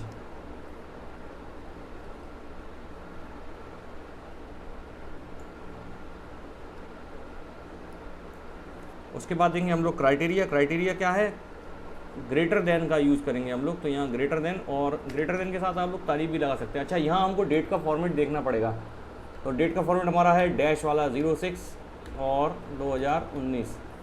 अगर डेट का फॉर्मेट अगर आप गलत डाल देंगे तो ये काम नहीं करेगा फॉर्मूला। दूसरा, अब यहाँ सम किसका करना है हमको इसका करना है, तो ये उठा के हम पूरी रेंज इसमें डाल देंगे। ये क्राइटेरिया है, ये है क्राइटेरिया। उसमें क्राइटेरिया में सर्च क्या करना है, ये डेट सर्च करना है। उसके बाद सम किसका करना है, तो D2 वाली ये इसको करना है, तो वो हमने इसमें लिख दिया। ये देखिए 13,103। तो 15 जून के बाद, यानी 15 जून के बाद हमारे पास जो पेमेंट आया है वो आया है 13,103। कैसे, ये 8,000 रुपये ये आए हैं और 2,500 कुछ रुपये ये इधर आए हैं, तो यही दोनों रुपये आए हैं, इसलिए हमारा पेमेंट ये आया है 13,103। इस डेट को आप अगर चेंज कर दें तो चलिए मान लीजिए इसमें 15 फरवरी कर देता हूँ। तो देखिए 15 फरवरी के बाद हमारे पास जो पेमेंट आई है वो आई है 43,104। ये था हमारा सम इफ़ का यूज़। और अब आगे बढ़ते हैं। चलिए अब नंबर के साथ हमने बहुत कर लिया, हम लोग डेट के साथ थोड़ा करके देखते हैं एक्सेल में कि क्या क्या कर सकते हैं डेट के साथ। तो पहला जो हमारे पास सबसे बड़ी समस्या आती है वो आती है डेट डिफरेंस निकालने की, कि भाई दोनों डेट दी हैं, उन दोनों के बीच का टाइम निकालना है, वो कैसे निकालें। तो चलिए डेट के हम लोग कुछ फार्मूला इसके अंदर देखते हैं। सबसे पहला जो हमारा फंक्शन है डेट का वो हम देखते हैं सबसे इजी, वो है टुडे फंक्शन। टुडे फंक्शन लगाने के लिए आप क्या करेंगे, टुडे लगाएंगे और फंक्शन साइन लगा देंगे, ये टुडे डेट आ जाएगी। अच्छा, ये जो डेट आएगी, ये डेट का हमारा जो फॉर्मेट होगा वो वही का वही होगा जो हमारे अपने सेट करके रखा है, चाहे तो आप इसे चेंज कर सकते हैं। और अब हम देखते हैं डेट के साथ हम लोग क्या क्या कर सकते हैं। तो सबसे पहला जो है वो है डेट डिफरेंस। डेट डिफरेंस क्या होता है मैं बता दूं आपको। डेट डिफरेंस निकालना, इसको मैं थोड़ा बड़ा कर देता हूँ, ये सबसे काम की चीज़ है डेट डिफरेंस। बहुत सारी समस्या आती हैं एक्सेल में डेट डिफरेंस निकालने के लिए, तो हम लोग कैसे निकालेंगे डेट डिफरेंस। तो चलिए यहाँ मैं एक डेट डाल देता हूँ 22 और 04-1988। यहाँ मैंने एक डेट डाल दी है 24/02/1988। अब चलिए मैं यहाँ डेट डिफरेंस निकालूंगा आज के साथ, यानी कि टुडे के साथ। चाहे तो आप इसे प्रिंट भी कर सकते हैं, ना भी करें तो भी आप टुडे के साथ निकाल सकते हैं। इसको मैं हटा देता हूँ, चलिए कन्फ्यूज़न नहीं होगा। अब मैं चाहता हूँ कि भाई ये आज की डेट में ये जो है जो बंदा, ये कितनी इसकी एज है, ये कैसे पता चलेगा। तो चलिए पता करते हैं। सबसे पहले तो हमको ईयर्स निकालना है, तो ईयर्स कैसे निकलेंगे। चलिए equal to date DIF date difference, उसके बाद हम लोग यहाँ निकालते हैं ये जो है इसका, और कॉमा लगाएंगे टुडे। देखिए टुडे अगर आप यूज़ करेंगे तो कल के दिन अगर एक्सेल शीट आप फिर से खोल के देखते हैं 2 महीने बाद, तो ये बिल्कुल आपको ताज़ा आंकड़े देगा। कॉमा ईयर्स हमको निकालना है, तो ये वाई हम यूज़ करेंगे इसके अंदर। ये देखिए ये ईयर्स आ गए, तो ये आज की डेट में ये जो बंदा है ये 32 ईयर्स का होगा, ठीक है 32 ईयर्स का होगा। हो सकता है कल वो 33 होने वाला हो, लेकिन आज की डेट में ये 32 का ही है। अच्छा, अभी मंथ निकालना है, तो उसके लिए हम क्या करेंगे, उसके लिए हम लोग यूज़ करेंगे YM। लेकिन ये मंथ कैसा देगा ये बताता हूँ मैं आपको। Date DIF date difference date DIF, उसके बाद ये और कॉमा टुडे फंक्शन लगा देंगे हम लोग यहाँ पर टुडे, और कॉमा लगा के हम लोग लिखेंगे YM। अकेला M नहीं, ये लगाएंगे हम लोग YM। तो ये देखिए 0 आ रहा है। क्यों आ रहा है 0, क्योंकि ये 32 साल तो हो गए। YM यानी कि अभी 22 मई नहीं आई है, जैसी 22 मई आएगी तो 1 महीने का हो जाएगा, 32 साल 1 महीने का। लेकिन अभी चूंकि ये नहीं है, 32 साल का ही है एग्जैक्ट, इसलिए ये ऐसा आया है। अगला हम लोग लगाते हैं डेट DIF डेट डिफरेंस, उसके बाद A3 कॉमा टुडे, और कॉमा लगाएंगे हम लोग यहाँ पर और लगा देंगे YMD, ना यहाँ लगाएंगे हम लोग MD। तो ये देखिए 29 दिन, तो ये इसकी जो उम्र होगी वो होगी 32 साल 0 महीने 29 दिन का है ये आज। यहाँ कोई और डेट डाल के भी देख सकते हैं हम लोग। चलिए 32, इसको 22 फरवरी का बना देते हैं हम लोग। तो ये देखिए 32 साल 2 महीने 29 दिन का हो गया है ये। अगर मैं चाहूँ इसको ईयर्स मंथ डेज ऐसा लिख सकता हूँ, तो ये इसकी एज हो गई। अगर आप चाहें तो एक ही उसमें भी लिख सकते हैं हम लोग। इसको कैसे लिख सकते हैं भाई, तो चलिए यहाँ मैं बनाता हूँ इसके लिए एक फार्मूला, जिसमें हम एक सेल में इसकी पूरी एज लिख देंगे। लेकिन वहाँ पर हम इसका यूज़ फार्मूले में यूज़ नहीं कर पाएंगे और कहीं आगे यूज़ नहीं कर पाएंगे, क्योंकि हम वहाँ पर ऐसा लिखेंगे 32 ईयर्स 2 मंथ एंड 29 डेज़, ऐसा प्रिंट होके आएगा। तो ये प्रिंट करने के पर्पज़ के लिए तो ठीक है, लेकिन अगर इसका फार्मूला भी यूज़ करना चाहते हैं तो आपको इसी तरीके से इसको लिखना पड़ेगा। तो क्या है, हम तीनों फार्मूले का एक काम करते हैं, मिक्स बना देते हैं। डेट DIF, और यहाँ लिख देते हैं हम लोग A3 कॉमा टुडे कॉमा, और यहाँ लगा देते हैं Y। तो ये यहाँ तो ईयर्स छप जाएगा, इसको बंद कर देता हूँ बंद, इसके साथ एंड लगा देता हूँ, और ये प्रिंट होगा, ये प्रिंट करेगा 32। उसके बाद ईयर्स हम लोगों को यहाँ लिख देते हैं हम लोग, तो ये ईयर्स छाप देगा YERS ईयर्स। उसके बाद यहाँ लगाता हूँ मैं कॉमा, और यहाँ फिर से एक कॉलन। उसके बाद यहाँ पर हम लोग एक चीज़ और जोड़ देते हैं, यहाँ पर एंड लगा देते हैं। यहाँ लिख देता हूँ मैं डेट DIF डेट डिफरेंस, फिर से एक फार्मूला यूज़ कर लेते हैं, और ये लीजिए, और ये तीनों फार्मूलों को हम लोग मिक्स करना चालू कर देते हैं। देखिए हमने ईयर्स वाला फार्मूला लगा दिया, एंड के साथ हमने ये मंथ वाला फार्मूला लगा दिया, और इसको कर दिया हमने बंद। सही कर रहा हूँ मैं? जी हाँ, सही कर रहा हूँ। और इसके बाद यहाँ लगा दिया हमने एंड। एंड के साथ हम यहाँ पर एक कुछ चीज़ प्रिंट कराना है हमको, इसलिए हम लोग यहाँ पर लिख देंगे मंथ, MONTH, और इसे कर देंगे बंद। उसके बाद फिर लगाएंगे कॉमा, उसके बाद यहाँ एंड के साथ एक और यूज़ हम लोग करेंगे। तो देखिए, अगर हम ये तीनों फॉर्मूलेस को मिला दें तो ये प्रिंट कर देता है 32 to 29। अब हमको क्या करना है, ये जो फॉर्मूला है इसके बीच में हमको एक यहाँ पर ईयर्स प्रिंट करवाना है बस।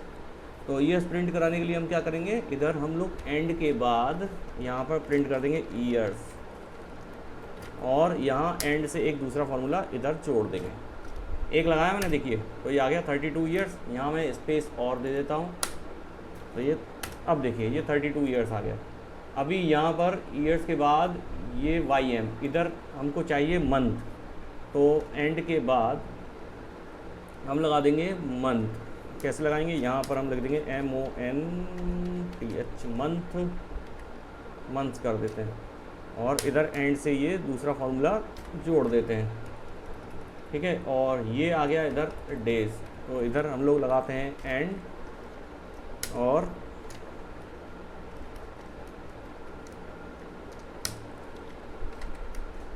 डेज के पहले स्पेस जरूर दीजिए आप। स्पेस देने से होगा क्या, ये देखिए 32 ईयर्स 2 मंथ और 29 डेज। अभी ये थोड़ा और अच्छा नहीं आ रहा, तो इसको हम और अच्छा कर सकते हैं। देखिए कैसा आ रहा है, इसको हम अच्छा कैसे बना सकते हैं। 32 ईयर्स, ये इधर प्रिंट हो गया है। ईयर्स के बाद स्पेस है, लेकिन यहाँ पर हमको YM की यहाँ पर स्पेस चाहिए, इधर हम स्पेस दे देते हैं। तो ये देखिए, ओह सॉरी,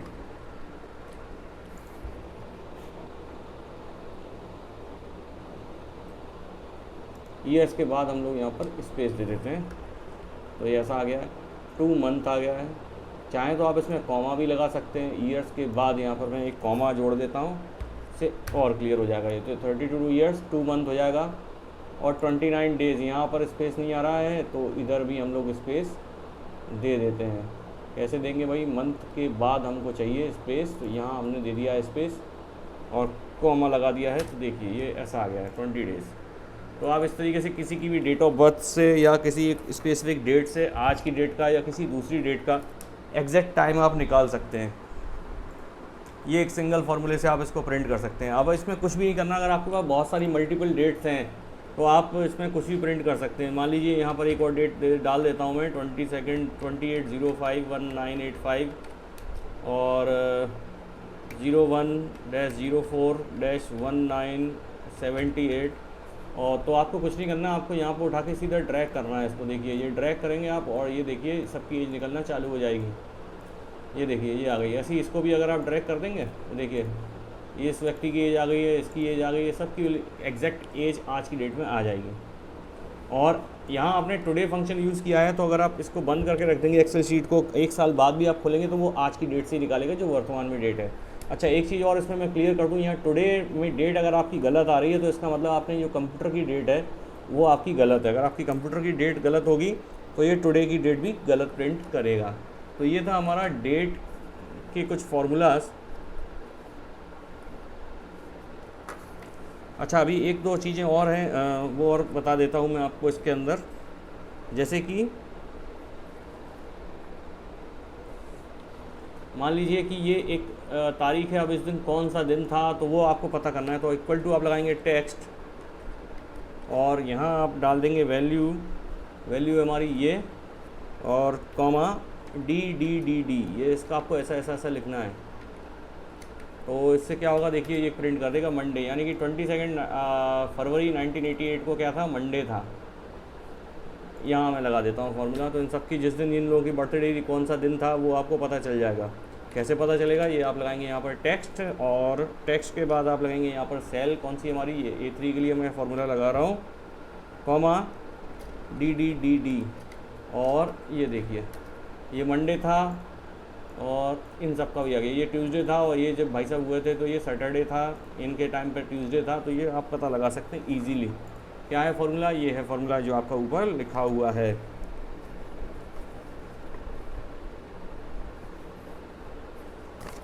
आगे देखते हैं। अच्छा, अभी एक और भी एक क्या है कि आपको पेस्ट लिंक करना आना चाहिए। अगर आप आगे के कुछ फॉर्मूलाज पढ़ना है तो पेस्ट लिंक के बारे में आपको पता होना चाहिए। पेस्ट लिंक क्या होता है? मान लीजिए आपने यहाँ पर कोई फार्मूला लगाकर आपने कुछ वैल्यू निकाल दी और इसको आपको दूसरी शीट पे ले जाना है, लेकिन आप ये चाहते हैं कि दूसरी शीट पे जो वैल्यू है वो चेंज ना हो। चेंज ना हो मतलब वो भी इसके हिसाब से चेंज हो। किसके हिसाब से? ये मान लीजिए कि चलिए मैं आपको एक एग्जांपल दे देता हूँ। ये देखिए, ये क्वांटिटी मैंने यहाँ पर, ये 31 है, ये 31 जो वैल्यू आई है वो एक फार्मूला लगाने के बाद आई है। अब मैं क्या करता हूँ, इसको कॉपी करता हूँ और इसे मैं एक शीट नंबर 10 पे यहाँ पर प्रिंट कर देता हूँ और यहाँ मैं कुछ भी लिख देता हूँ कि फाइनल फिगर, और यहाँ मैं फाइनल फिगर में यहाँ पर इसको छाप देता हूँ।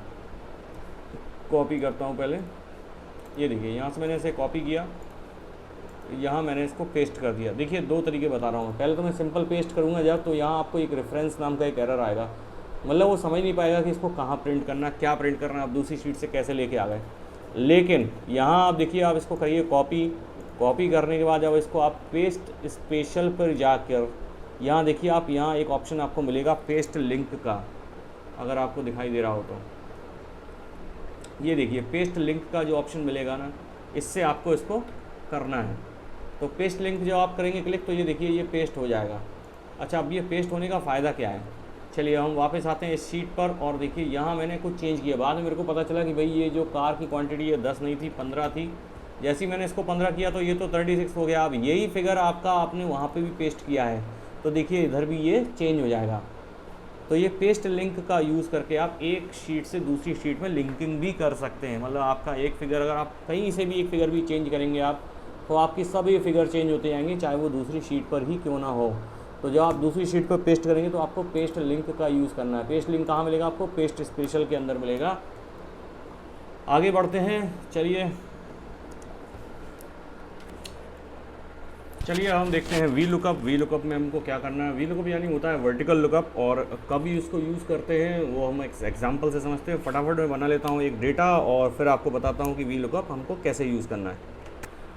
तो एक छोटा सा डेटा मैंने बना दिया है और हम देखते हैं कि वी लुकअप हमको कैसे यूज़ करना है। देखिए इसका यूज़ तो हम बहुत बड़े लेवल पे करते हैं, लेकिन उसको समझाने के लिए मैंने बहुत छोटा सा डेटा बनाया है। आप चाहें तो इसका यूज़ बड़े लेवल पे कर सकते हैं। अधिकतर जगह आपको ऐसा एग्जांपल मिलेंगे जहाँ बहुत बड़े डेटा से इसका यूज़ दिखाया गया है। काफ़ी चीज़ें समझ में नहीं आती, उसमें से मैंने एक छोटा सा डेटा बनाया और वी लुकअप को आसानी से समझाने की कोशिश की है। देखिए वी लुकअप में हमको करना कुछ नहीं है, हम चाहते हैं कि ऑटोमेटिक चीज़ें हमारे पास आती जाएं। हम उसमें कोड लिखें या कुछ हम उसमें क्लास डिफाइन कर दें जिससे कि हमारे पास जो उसका डेटा है वो ऑटोमेटिक आ जाए। तो हम लोग क्या करते हैं? वी लुकअप करते हैं। चलिए ये वी लुकअप यहाँ करके दिखाते हैं। वी लुकअप करने के लिए आप दो है, या तो आप फार्मूला बार में लिख सकते हैं, या दूसरा तरीका इसका कि आप जाके फार्मूला में आपको ये लुकअप एंड रेफरेंस में सबसे नीचे मिलेगा वी लुकअप। यहाँ पे आपको देखते जाना है वी की लुकअप वैल्यू। लुकअप वैल्यू आपको क्या चाहिए, यानी कि आप जो डेटा कहाँ पे लिखेंगे जिससे कि वैल्यू उठाएगा। तो चलिए मैंने डेटा में मैं चाहता हूँ कि मैं डेटा लिखना चाहता हूँ D1 में। तो D1 में अगर मैं कुछ भी लिखूँगा तो ये उसका जो डेटा है, कौन सा डेटा है वो हम बताएंगे अभी आपके। यहाँ आपको लिखना है टेबल एरे। तो टेबल एरे यानी कि जो टेबल है, जहाँ जहाँ आपका डेटा आप यूज़ करने जा रहे हैं वो पूरा टेबल आपको इसमें उसका एरे आपको यहाँ बना के लिखना पड़ेगा। अभी ये है कॉलम इंडेक्स नेम, यानी कि कौन से नंबर का कॉलम इंडेक्स है जो आप देखना चाहते हैं। D1 में जो आप डालेंगे तो उससे रिलेटेड कौन सा डेटा आपको चाहिए। देखिए हमको सैलरी देखना है। जब हम लिखें यहाँ पे क्लास 1 तो उसकी सैलरी यहाँ पर आ जाए। तो ये सैलरी वाला जो डेटा है वो सेकंड नंबर की इसमें है, तो मैं यहाँ पे 2 लिख देता हूँ और यहाँ कर देता हूँ इसको फॉल्स।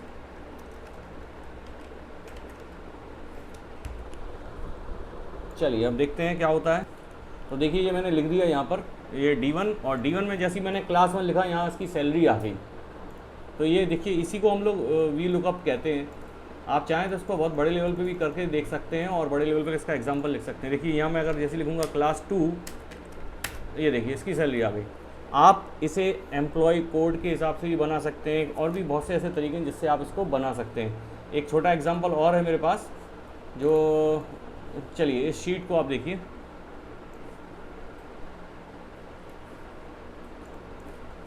इसको मैं थोड़ा सा बड़ा कर देता हूँ। ये शीट मुझे इंटरनेट में मिली थी और इतना बड़ा डेटा मैं बनाना नहीं चाहता था। चलिए तो मैं इसको दिखा देता हूँ आपको। जैसे कि इन्होंने ये किया कि यहाँ पर किया है, देखिए वी लुकअप इधर इसको किया है, वी लुकअप, इनका वी लुकअप अगर हम देखें, चलिए मैं आपको बताता हूँ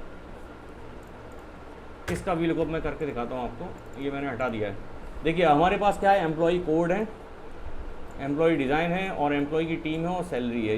ये हमारे पास कैटेगरी है। हम यहाँ वी लुकअप करेंगे, मतलब मैं चाहता हूँ कि यहाँ पर मैं कोई कोड लिखूँ, एम्प्लॉई कोड लिखूँ, और उसकी सैलरी यहाँ पर नीचे आ जाए। देखिए हर एम्प्लॉई का एक अलग कोड है, यहाँ पर उन्होंने हर एम्प्लॉई का एक अलग कोड बना रखा है। तो चलिए मैं यहाँ पर करके दिखाता हूँ आपको। यहाँ वी लुकअप करके दिखाता हूँ, किसका यूज़ करके, फार्मूले बार का यूज़ करके।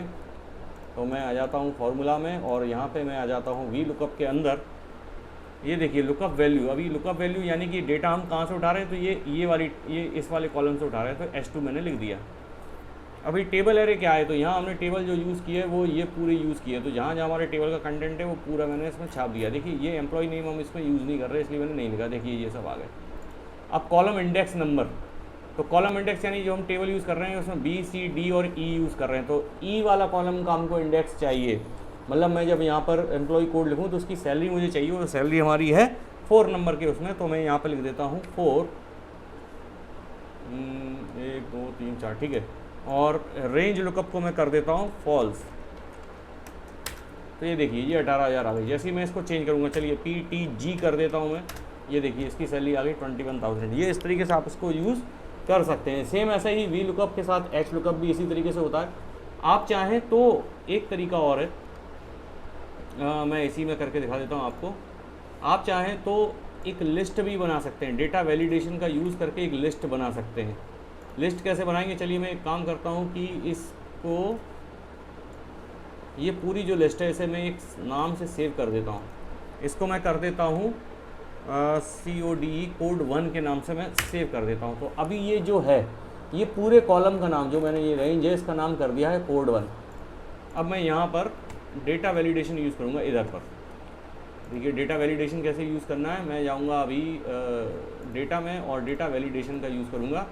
यहाँ मैं एनी वैल्यू की जगह कर दूँगा लिस्ट, और लिस्ट में मैं उठा लूँगा CODE कोड 1। तो कोड 1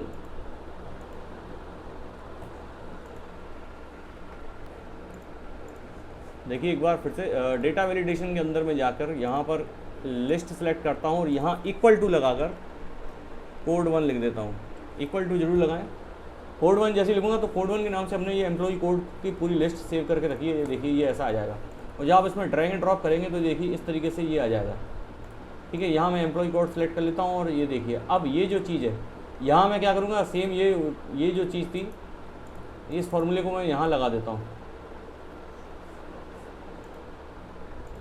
ये अपने आप चेंज हो गया। चलिए मैं फिर से लिख देता हूँ, कोई दिक्कत नहीं है। इसको मैं जाता हूँ वी लुकअप में, फॉर्मूला में वी लुकअप, और एक बार फिर से इसको बना देता हूँ। देखिए अब हमारे पास लुकअप वैल्यू क्या है हमारे पास, ये वाली लुकअप वैल्यू अब यहाँ से चेंज होगी वो। और टेबल एरे क्या है, टेबल एरे वही का वही है। फिर से मैंने इसको टेबल एरे को ले लिया इसके अंदर। आप चाहें तो टेबल एरे का भी एक नाम दे सकते हैं। कॉलम इंडेक्स नंबर है हमारा 4, और रेंज लुकअप को हम कर देते हैं फॉल्स। चलिए इसको करता हूँ मैं ओके। देखिए इधर एम्प्लॉय कोड और ये नॉट अवेलेबल आ गया। चलिए मैं PTA करूँगा, ये देखिए ये आ गया। अब मैं एक काम करता हूँ, यहाँ पर ये एम्प्लॉय कोड को ले लेता हूँ और इसको यहाँ पे ऐसे कर देता हूँ, और इसे भी इधर कर देता हूँ। तो देखिए आप जैसे ही मैं इसमें चेंज करूँगा ना, ये देखिए ये चेंज होता जा रहा है, ये चेंज हो गया, ये चेंज हो गया। ये इस तरीके के इसको हम वैलिडेशन का यूज़ करके भी और इसको एफिशिएंट बना सकते हैं। ये जितने भी हैं देखिए ये कोड इसके अंदर दिखने लग गए हैं PTF, और ये इसके हिसाब से इसको ये चेंज कर देगा। तो ये था वैलिडेशन के साथ वी लुकअप का यूज़, और ये था हमारा एक सिंपल वी लुकअप का यूज़, कैसे हमको यूज़ करना है। यहाँ भी हम चाहें तो वैलिडेशन लगा सकते हैं, कोई दिक्कत नहीं है। यहाँ चाहें तो आप इसको चेंज कर सकते हैं। क्लास 3 जैसी करेंगे, ये देखिए चेंज हो गया। क्लास 4 जैसी करेंगे, ये अपने आप चेंज हो जाएगा। और ये दूसरी शीट पर भी ये काम करेगा। ज़रूरी नहीं है कि आप इसी शीट पर आपने बनाया तो इसी पर काम करेगा, ये दूसरी शीट पर भी काम करेगा। तो ये था हमारा वी लुकअप, और सेम ऐसा ही होता है H लुकअप। आगे बढ़ते हैं हम लोग, अब आ जाते हैं बैंकिंग कैलकुलेशंस के ऊपर। बैंकिंग कैलकुलेशन कैसे करना है वो भी मैं आपको बता देता हूँ। देखिए बहुत एक्सेल बहुत बड़ा टॉपिक है, इसमें इतनी सारी चीज़ें हैं, लेकिन जो बहुत ही ज़रूरी हैं और बहुत ज़्यादा जो यूज़ होती हैं वही मैं आपको इसमें बता रहा हूँ। आगे चलिए देखते हैं, हम बैंकिंग कैलकुलेशन करके देखते हैं इसमें कैसे कराना है बैंकिंग के कैलकुलेशन, और कैसे EMI निकाल सकते हैं, ये सब हम लोग कैसे कैलकुलेटर एक लोन की शीट कैसे बना सकते हैं। उससे पहले हम लोग सीखेंगे इफ़ का यूज़ करना। देखिए एक्सेल में इफ़ का यूज़ करना बहुत ही ज़्यादा इंपॉर्टेंट है। अब चलिए इफ़ का यूज़ करना हम लोग सीखेंगे। तो चलिए सबसे पहले हम लोग एक सिंपल इफ़ का यूज़ करना सीखते हैं, कैसे काम करता है ये। तो यहाँ मैं कुछ लोगों के नाम लिख देता हूँ, यहाँ लिख देता हूँ मार्क्स और यहाँ लिख देता हूँ रिज़ल्ट। फटाफट से देखते जाएंगे और देखते हैं भाई कि क्या करता है ये इफ़ के यूज़ कितने तरीके से हम लोग कर सकते हैं, वो हम देखते जाते हैं। ये मैं इसको थोड़ा बड़ा कर देता हूँ। ये देखिए नेम, यहाँ मैंने नेम लिख दिए हैं कुछ ABCDEF, ये कुछ लोगों के नाम हैं, और यहाँ इनके मार्क्स में लिख देता हूँ। मार्क्स में लिख दिए मैंने 50, 30, 20, 50, 60, 90। चलिए इसको मैं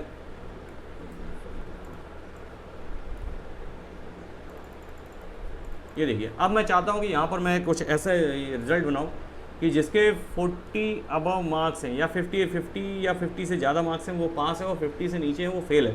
तो उस कंडीशन में हम क्या करेंगे, यहाँ हम लगाएंगे इफ़। देखते जाइए, देखिए इफ़ के बाद हम लोग लगाते हैं लॉजिकल टेस्ट, और उसके बाद वैल्यू इफ़ ट्रू और इफ़ फॉल्स। यानी कि यहाँ टेस्ट होता है, उसके बाद कॉमा लगा के जो हमको वैल्यू अगर ट्रू होती है तो क्या कराना है वो वाली कंडीशन, और अगर वैल्यू फॉल्स होती है तो क्या लगाना है वो वाली कंडीशन कॉमा लगा के लगा सकते हैं।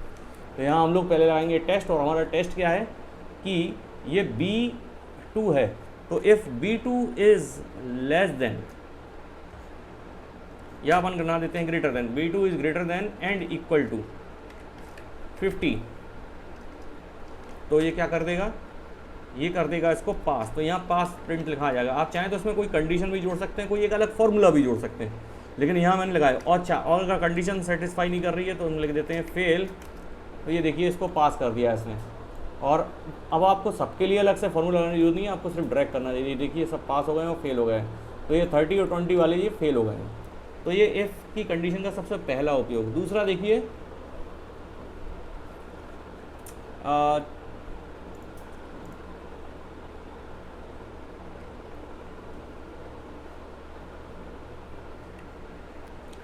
यहाँ चलिए एक शीट मैंने बना दी, और यहाँ मैं क्या देने वाला हूँ, यहाँ मैं देने वाला हूँ कुछ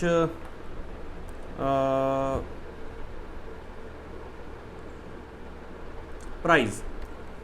तो यहाँ मैंने प्राइस डिसाइड किया है कि भाई जो नॉर्थ का है उसको 20%, जो साउथ का है उसको 30%, और जो वेस्ट का है उसे 50% देना चाहूँगा, और उसके अलावा जो भी है वो मिडिल होंगे। तो अगर मल्टीपल इफ़ का यूज़ हमको करना है तो हम लोग कैसे इसका यूज़ कर सकते हैं, चलिए देखते हैं। तो देखिए यहाँ हम लगाएंगे इफ़ कंडीशन, और यहाँ हम लगाएंगे लॉजिकल टेस्ट।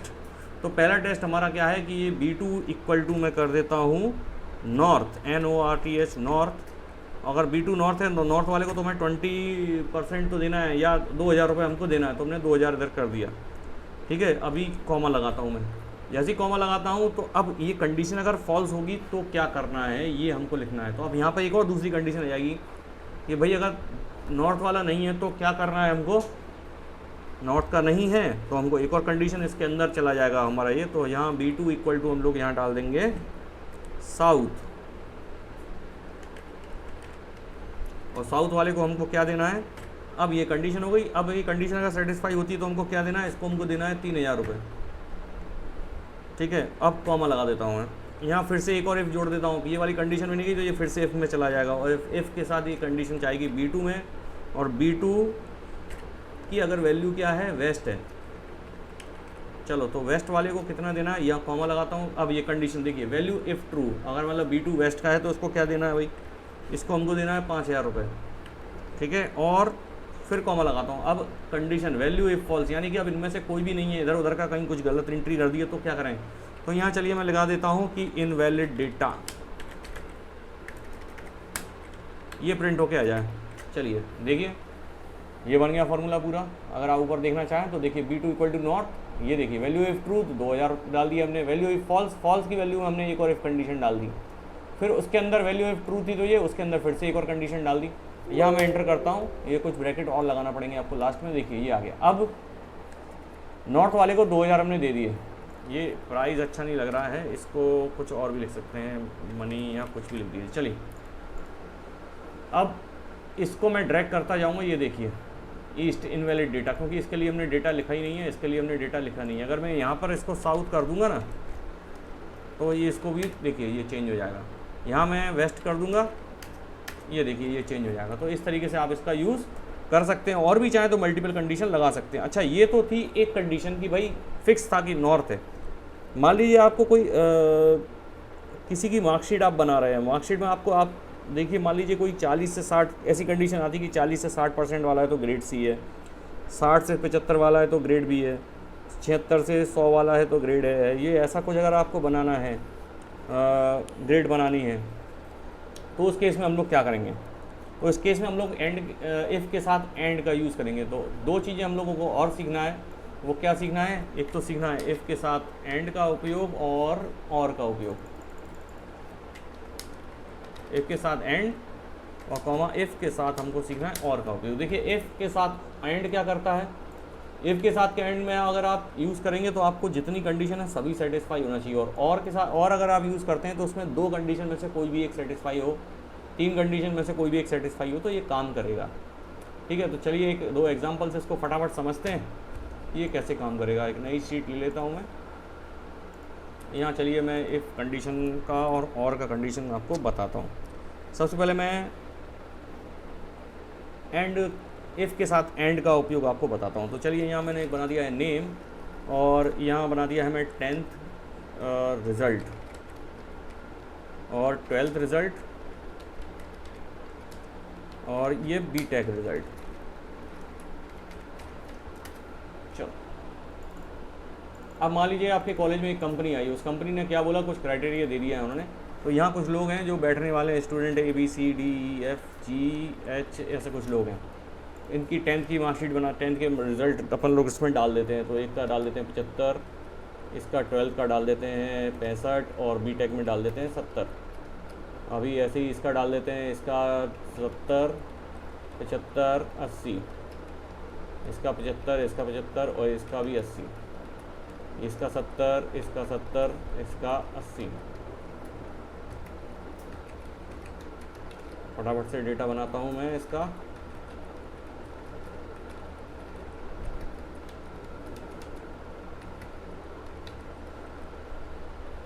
चलिए तो ये बन गया हमारे पास एक डेटा, और इसको कर देता हूँ मैं जूम। चलिए तो अब हमारे पास कंडीशन है, कंपनी आई और कंपनी बोलती है कि भाई हमको तो सिलेक्टेड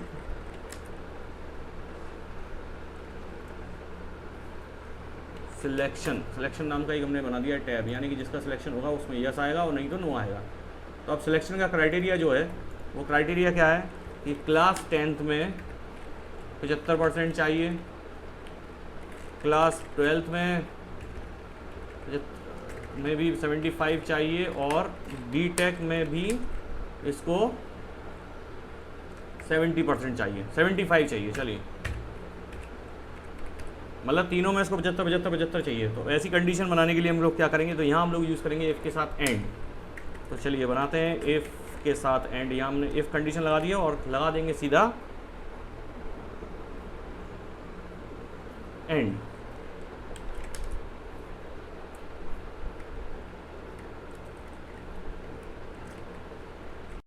चलिए तो फटाफट से कंडीशन बनाते हैं हम लोग। यहाँ बनाते हैं हम लोग इफ़ के साथ लगा देते हैं एंड, इफ़ एंड। एफ के साथ ही आपको पहले ही एंड लगा देना है। यहाँ हमको लॉजिकल जो टेस्ट है, वो टेस्ट में हम लोग देखिए क्या लिखेंगे इधर। जब एंड लगा दिया है और एंड के अंदर ब्रैकेट में पूरी कंडीशन लिख देंगे हम लोग, और जिस जिस चीज़ में एंड लगा रहेगा वो सभी कंडीशन सेटिस्फाई होना चाहिए, तभी हम लोग आगे हमारा वैल्यू इफ़ ट्रू प्रिंट करेगा। तो यहाँ हमको क्या चाहिए, हमको ये 10th, ये B2 सॉरी ये B2 है, इसको भी 75 चाहिए, यानी B2 is greater than and equal to 75, पहली कंडीशन, कॉमा। फिर दूसरी कंडीशन क्या है कि भाई C2 जो है, C2 is greater than and equal to 75, ये दूसरी कंडीशन, कॉमा। अब क्या चाहिए हमको D2 is greater than and equal to 75, ये तीसरी कंडीशन। तो ये तीनों कंडीशन हो गई। अब ये तीनों कंडीशन अगर ट्रू होंगी, देखिए यहाँ एंड लगा है, यानी कि तीनों कंडीशन अगर ट्रू होंगी तभी आपका कैंडिडेट आपकी वैल्यू ये ट्रू फॉल्स करेगा, मतलब तीनों कंडीशन सही होना चाहिए। और के केस में क्या होगा, इन तीनों में से अगर एक भी सही होगी तो आगे ये काम करेगा। यहाँ कॉमा लगाता हूँ मैं, और वैल्यू इफ़ ट्रू, तो ट्रू अगर वैल्यू हो तो क्या कराना है, हम करा देते हैं सिलेक्टेड। आप चाहें तो इसके बाद एक और फॉर्मूला चिपका सकते हैं, कोई कैलकुलेशन कर सकते हैं, कुछ भी कर सकते हैं। यहाँ में कुछ नहीं करना। अच्छा, अगर नहीं है तो क्या करना है, not selected, NOT selected, bracket को कर दिया है मैंने बंद। तो ये देखिए नॉट सेलेक्टेड हो गया। क्यों भाई, ये 75 ये सेटिस्फाई कर रहा था, ये सेटिस्फाई नहीं कर रहा था, और ये भी सेटिस्फाई नहीं कर रहा था कंडीशन। तो ये देखिए आगे बढ़ाते हैं, मान लो अब देखिए यहाँ सेलेक्टेड कौन हुआ है, ये सेलेक्टेड हुआ है, ये 75 ये 75 और ये 80 है। ऐसे ये सिलेक्टेड हुआ है 80 80 80 वाला। यहाँ देखिए ये 65 65 80 ये सिलेक्टेड नहीं हुआ। हाँ, अगर ये और होता, यानी तीनों में से किसी में एक। चलिए अब और की कंडीशन भी हम लोग देख लेते हैं यहीं पर।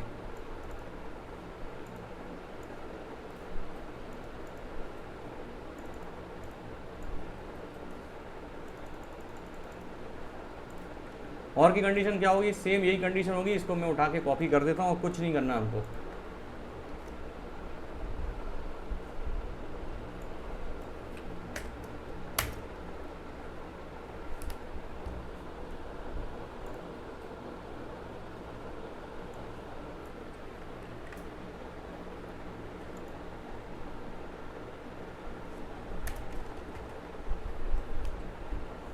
यहाँ मैं लगा देता हूँ और, देखिए क्या होगा अब। और अगर मैं लगा दूंगा तो ये सिलेक्ट हो जाएगा।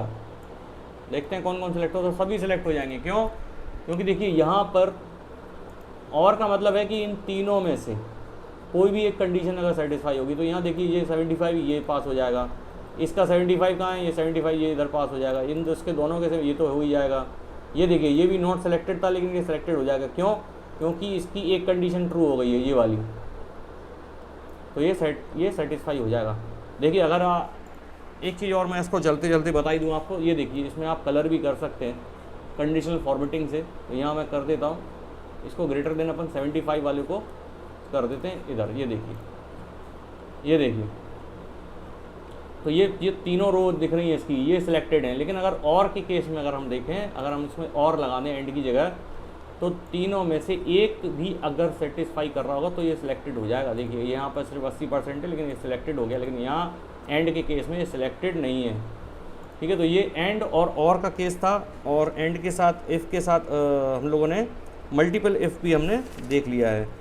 आगे बढ़ते हैं हम लोग अब बैंकिंग कैलकुलेशन के ऊपर। तो चलिए यहाँ मैंने एक बना लिया है शीट। ये लोन अमाउंट है हमारे पास, मान लीजिए 10 लाख रुपए का मैंने लिया है लोन, और इंटरेस्ट है 9%, और नंबर ऑफ़ मंथ यानी नंबर ऑफ़ EMI जो हैं वो जा रही है उसकी 180, यानी कि मैंने लिया है 15 साल के लिए, 15 × 12 180 हो गया। तो अब हमको यहाँ पे 3 चीज़ें हम लोग निकाल सकते हैं। क्या है भाई, पहला तो निकाल सकते हैं कि EMI कितनी आएगी, EMI यानी कि उसका मूलधन और ब्याज दोनों जोड़ के कितना आएगा। दूसरा, इसका प्रिंसिपल अमाउंट कितना होगा, प्रिंसिपल अमाउंट कितना होगा, PRINCIPL प्रिंसिपल अमाउंट कितना होगा, और आपका इंटरेस्ट कितना होगा।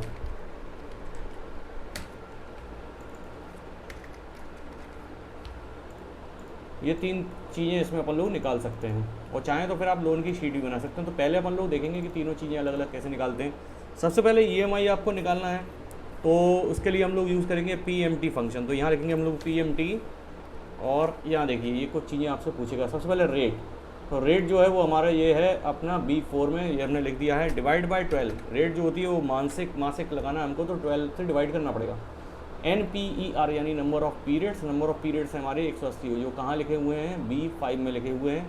ये हो गया number of period, comma PV यानी प्रिंसिपल वैल्यू, ये है हमारी 10 लाख, और इसको मैं कर देता हूँ बंद। तो ये देखिए, तो जो EMI आएगी हमारी वो आएगी इतनी। ये माइनस में क्यों आ रही है, क्योंकि ये देना, जो चीज़ देना होती है वो अपनी एक्सेल में माइनस में ही आता है लिखा हुआ। अगर आप इसको प्लस में देखना चाहते हैं तो आगे माइनस लगा दें, तो आपको ये प्लस में दिखाने लग जाएगा।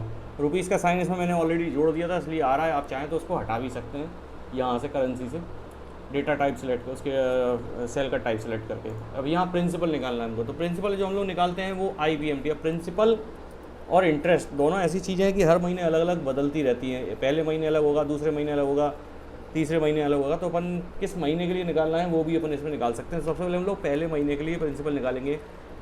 ये हम लोग यूज़ करेंगे IPMT फंक्शन का इसके अंदर।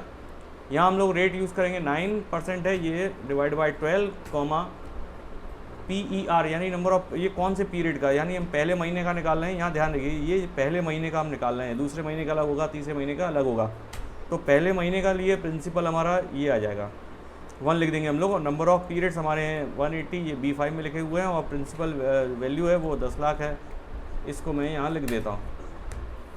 तो ये जो वैल्यू आई है निकल के, ये आई है 7,500 रुपये, यानी 10,142 रुपये की जो EMI आएगी अगर आप 9% की रेट से उधार अभी आप लोन लेते हैं 15 साल के लिए, तो 10,142 की EMI आएगी, जिसमें पहले महीने का जो ब्याज होगा, सॉरी ये मैंने उल्टा लिख दी, ये इंटरेस्ट होगा, वो होगा 7,500 रुपये। और हम प्रिंसिपल अब निकालेंगे। प्रिंसिपल देखिए कितना निकलेगा। प्रिंसिपल निकालने के लिए हमारे पास क्या है, प्रिंसिपल निकालने के लिए हमारे पास है PPMT फंक्शन। यहाँ रेट हम लोग लेंगे 9% है, डिवाइड कर देंगे 12 से। उसके बाद पहले महीने के लिए निकालने तो 1 लिख देते हैं, और नंबर ऑफ़ पीरियड है हमारे पास B5 में लिखे हुए। प्रिंसिपल वैल्यू जो है वो है 10 लाख। तो करता हूँ 1। तो ये देखिए ये जो वैल्यू आई है, ये आई है 2,642 रुपये, यानी 7,500 रुपये और 2,642 रुपये, दोनों को जोड़ देंगे आप 10,142 रुपये बढ़ जाएंगे।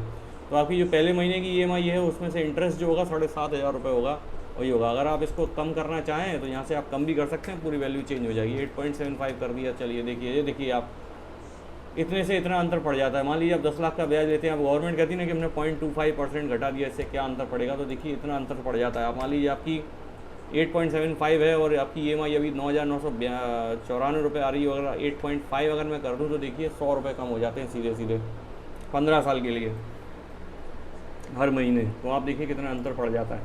अब अगला जो हमारा टारगेट है वो हमारा लोन की हमको बनाना है। क्या एक लोन की शीट बनाते हैं हम कि हर महीने हमको कितना हमको देना पड़ेगा। देखते हैं कैसे बनाते हैं।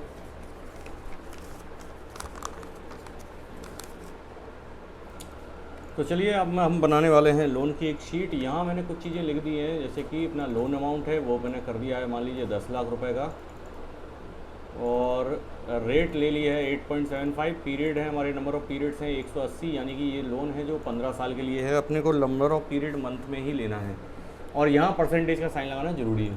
तो चलिए अब हम बनाने वाले एक शीट में क्या होगा, हर महीने हमारा कितना ब्याज जाएगा, कितना मूलधन जाएगा और EMI कितनी होगी, वो सबकी डिटेल इसमें आ जाएगी।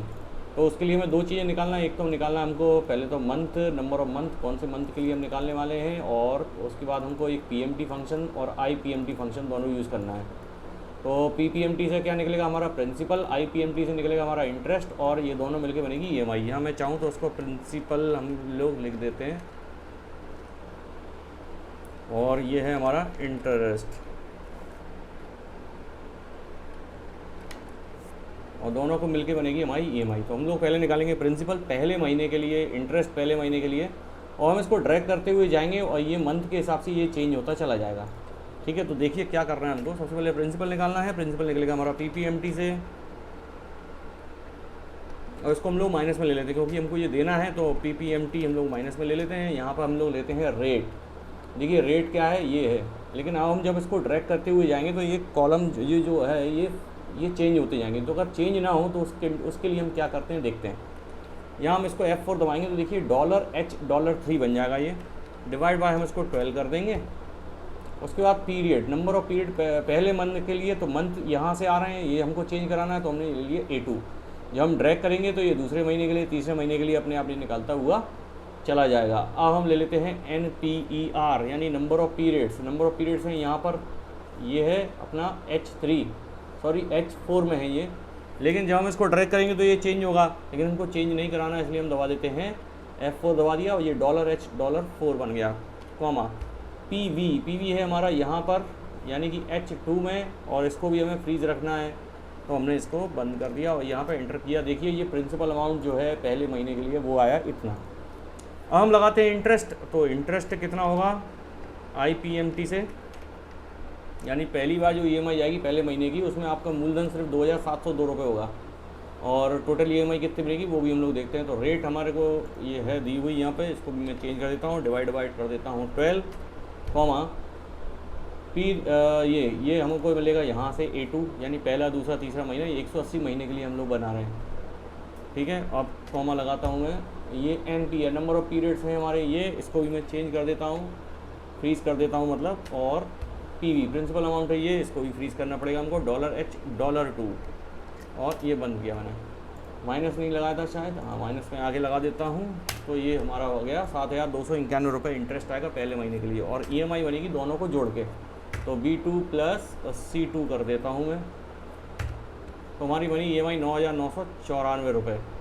इसको मैं छोटा अमाउंट कर देता हूँ जिससे कि आपको और इजीली समझ में आएगा। मान लीजिए आप 2 लाख रुपए का लोन लेते हैं, 3, 4, 5, और आप पर्सनल लोन लेते हैं, लगभग पर्सनल लोन हमको मिलता है लगभग 14% की रेट से, और लेते हैं आप 3 साल के लिए, तो 3 साल यानी कि आपके हो गए 36 महीने। तो ये देखिए ये अपने हिसाब से चेंज हो गया, आपकी जो EMI बनेगी वो बनेगी 6,835 रुपये आपको 3 साल तक देना पड़ेंगे हर महीने, तब जाके आप इतने रुपए पटा पाएंगे। अब इसका ब्रेक देखते हैं मतलब कि ये इंटरेस्ट कितना जाएगा और प्रिंसिपल कितना जाएगा। आपको कुछ नहीं करना है, अब इसको पकड़ के बस ट्रैक कर देना है 36 महीने के लिए। तो 36 कहाँ है भाई, 36 तक आपको ट्रैक करना है, ये 36 ये देखिए, और इसको भी 36 तक हम लोग लेके जाएंगे। ऐसी आपकी EMI तो आपकी सेम रहेगी, लेकिन आपके जो प्रिंसिपल और इंटरेस्ट है वो चेंज होता जाएगा, हर महीने चेंज होता है। तो ये देखिए लास्ट जो EMI आप देंगे ना, उसमें आपका जो इंटरेस्ट होगा वो मात्र 78 रुपये होगा, प्रिंसिपल आपका ही होगा। शुरू में क्या होता है EMI में, आपका प्रिंसिपल कम लगता है, लेकिन बाद में बढ़ता बढ़ता चला जाता है, वो ये देखिए बढ़ता जा रहा है प्रिंसिपल। तो ये आपका इस प्रकार से ये एक एक्सेल की आप ये लोन की शीट आप बना सकते हैं। ये देखिए पूरी लोन की शीट आपकी बन गई है। होम लोन अगर आपको निकालना अपने लिए, होम लोन लिया आपने, आप लगाना चाहते कि अब कब तक ख़त्म होगा। मान लीजिए आप 15 लाख का होम लोन आप लेते हैं, और अभी वर्तमान में जैसे होम लोन की रेट जो चल रही है वो 8.5 8.75 चल रही है। तो अगर 8.75 से भी आपको मिलता है 180 महीने के लिए यानी 15 साल के लिए, तो आपकी जो EMI आएगी पहली वो लगभग आएगी 14,991 रुपये की EMI, जिसमें प्रिंसिपल मूलधन जो होगा आपका मात्र 4,054 रुपये होगा, और बाकी 10,937 रुपये आपके इंटरेस्ट के होंगे। ये आप करते करते आपकी ये 15 साल यानी कि 180 महीने में आपके ये पट पाएंगे। इसी तरीके से बैंकिंग के ये लोग कैलकुलेशन करते हैं। बीच में अगर आप कोई लमसम अमाउंट डाल देते हैं तो फिर आपका ये प्रिंसिपल वहाँ पर चेंज हो जाता है और एक नई शीट जनरेट हो जाती है। तो इस तरीके से हम लोगों ने ये बनाया है, और देख सकते हैं आप लोग इसका फॉर्मूला।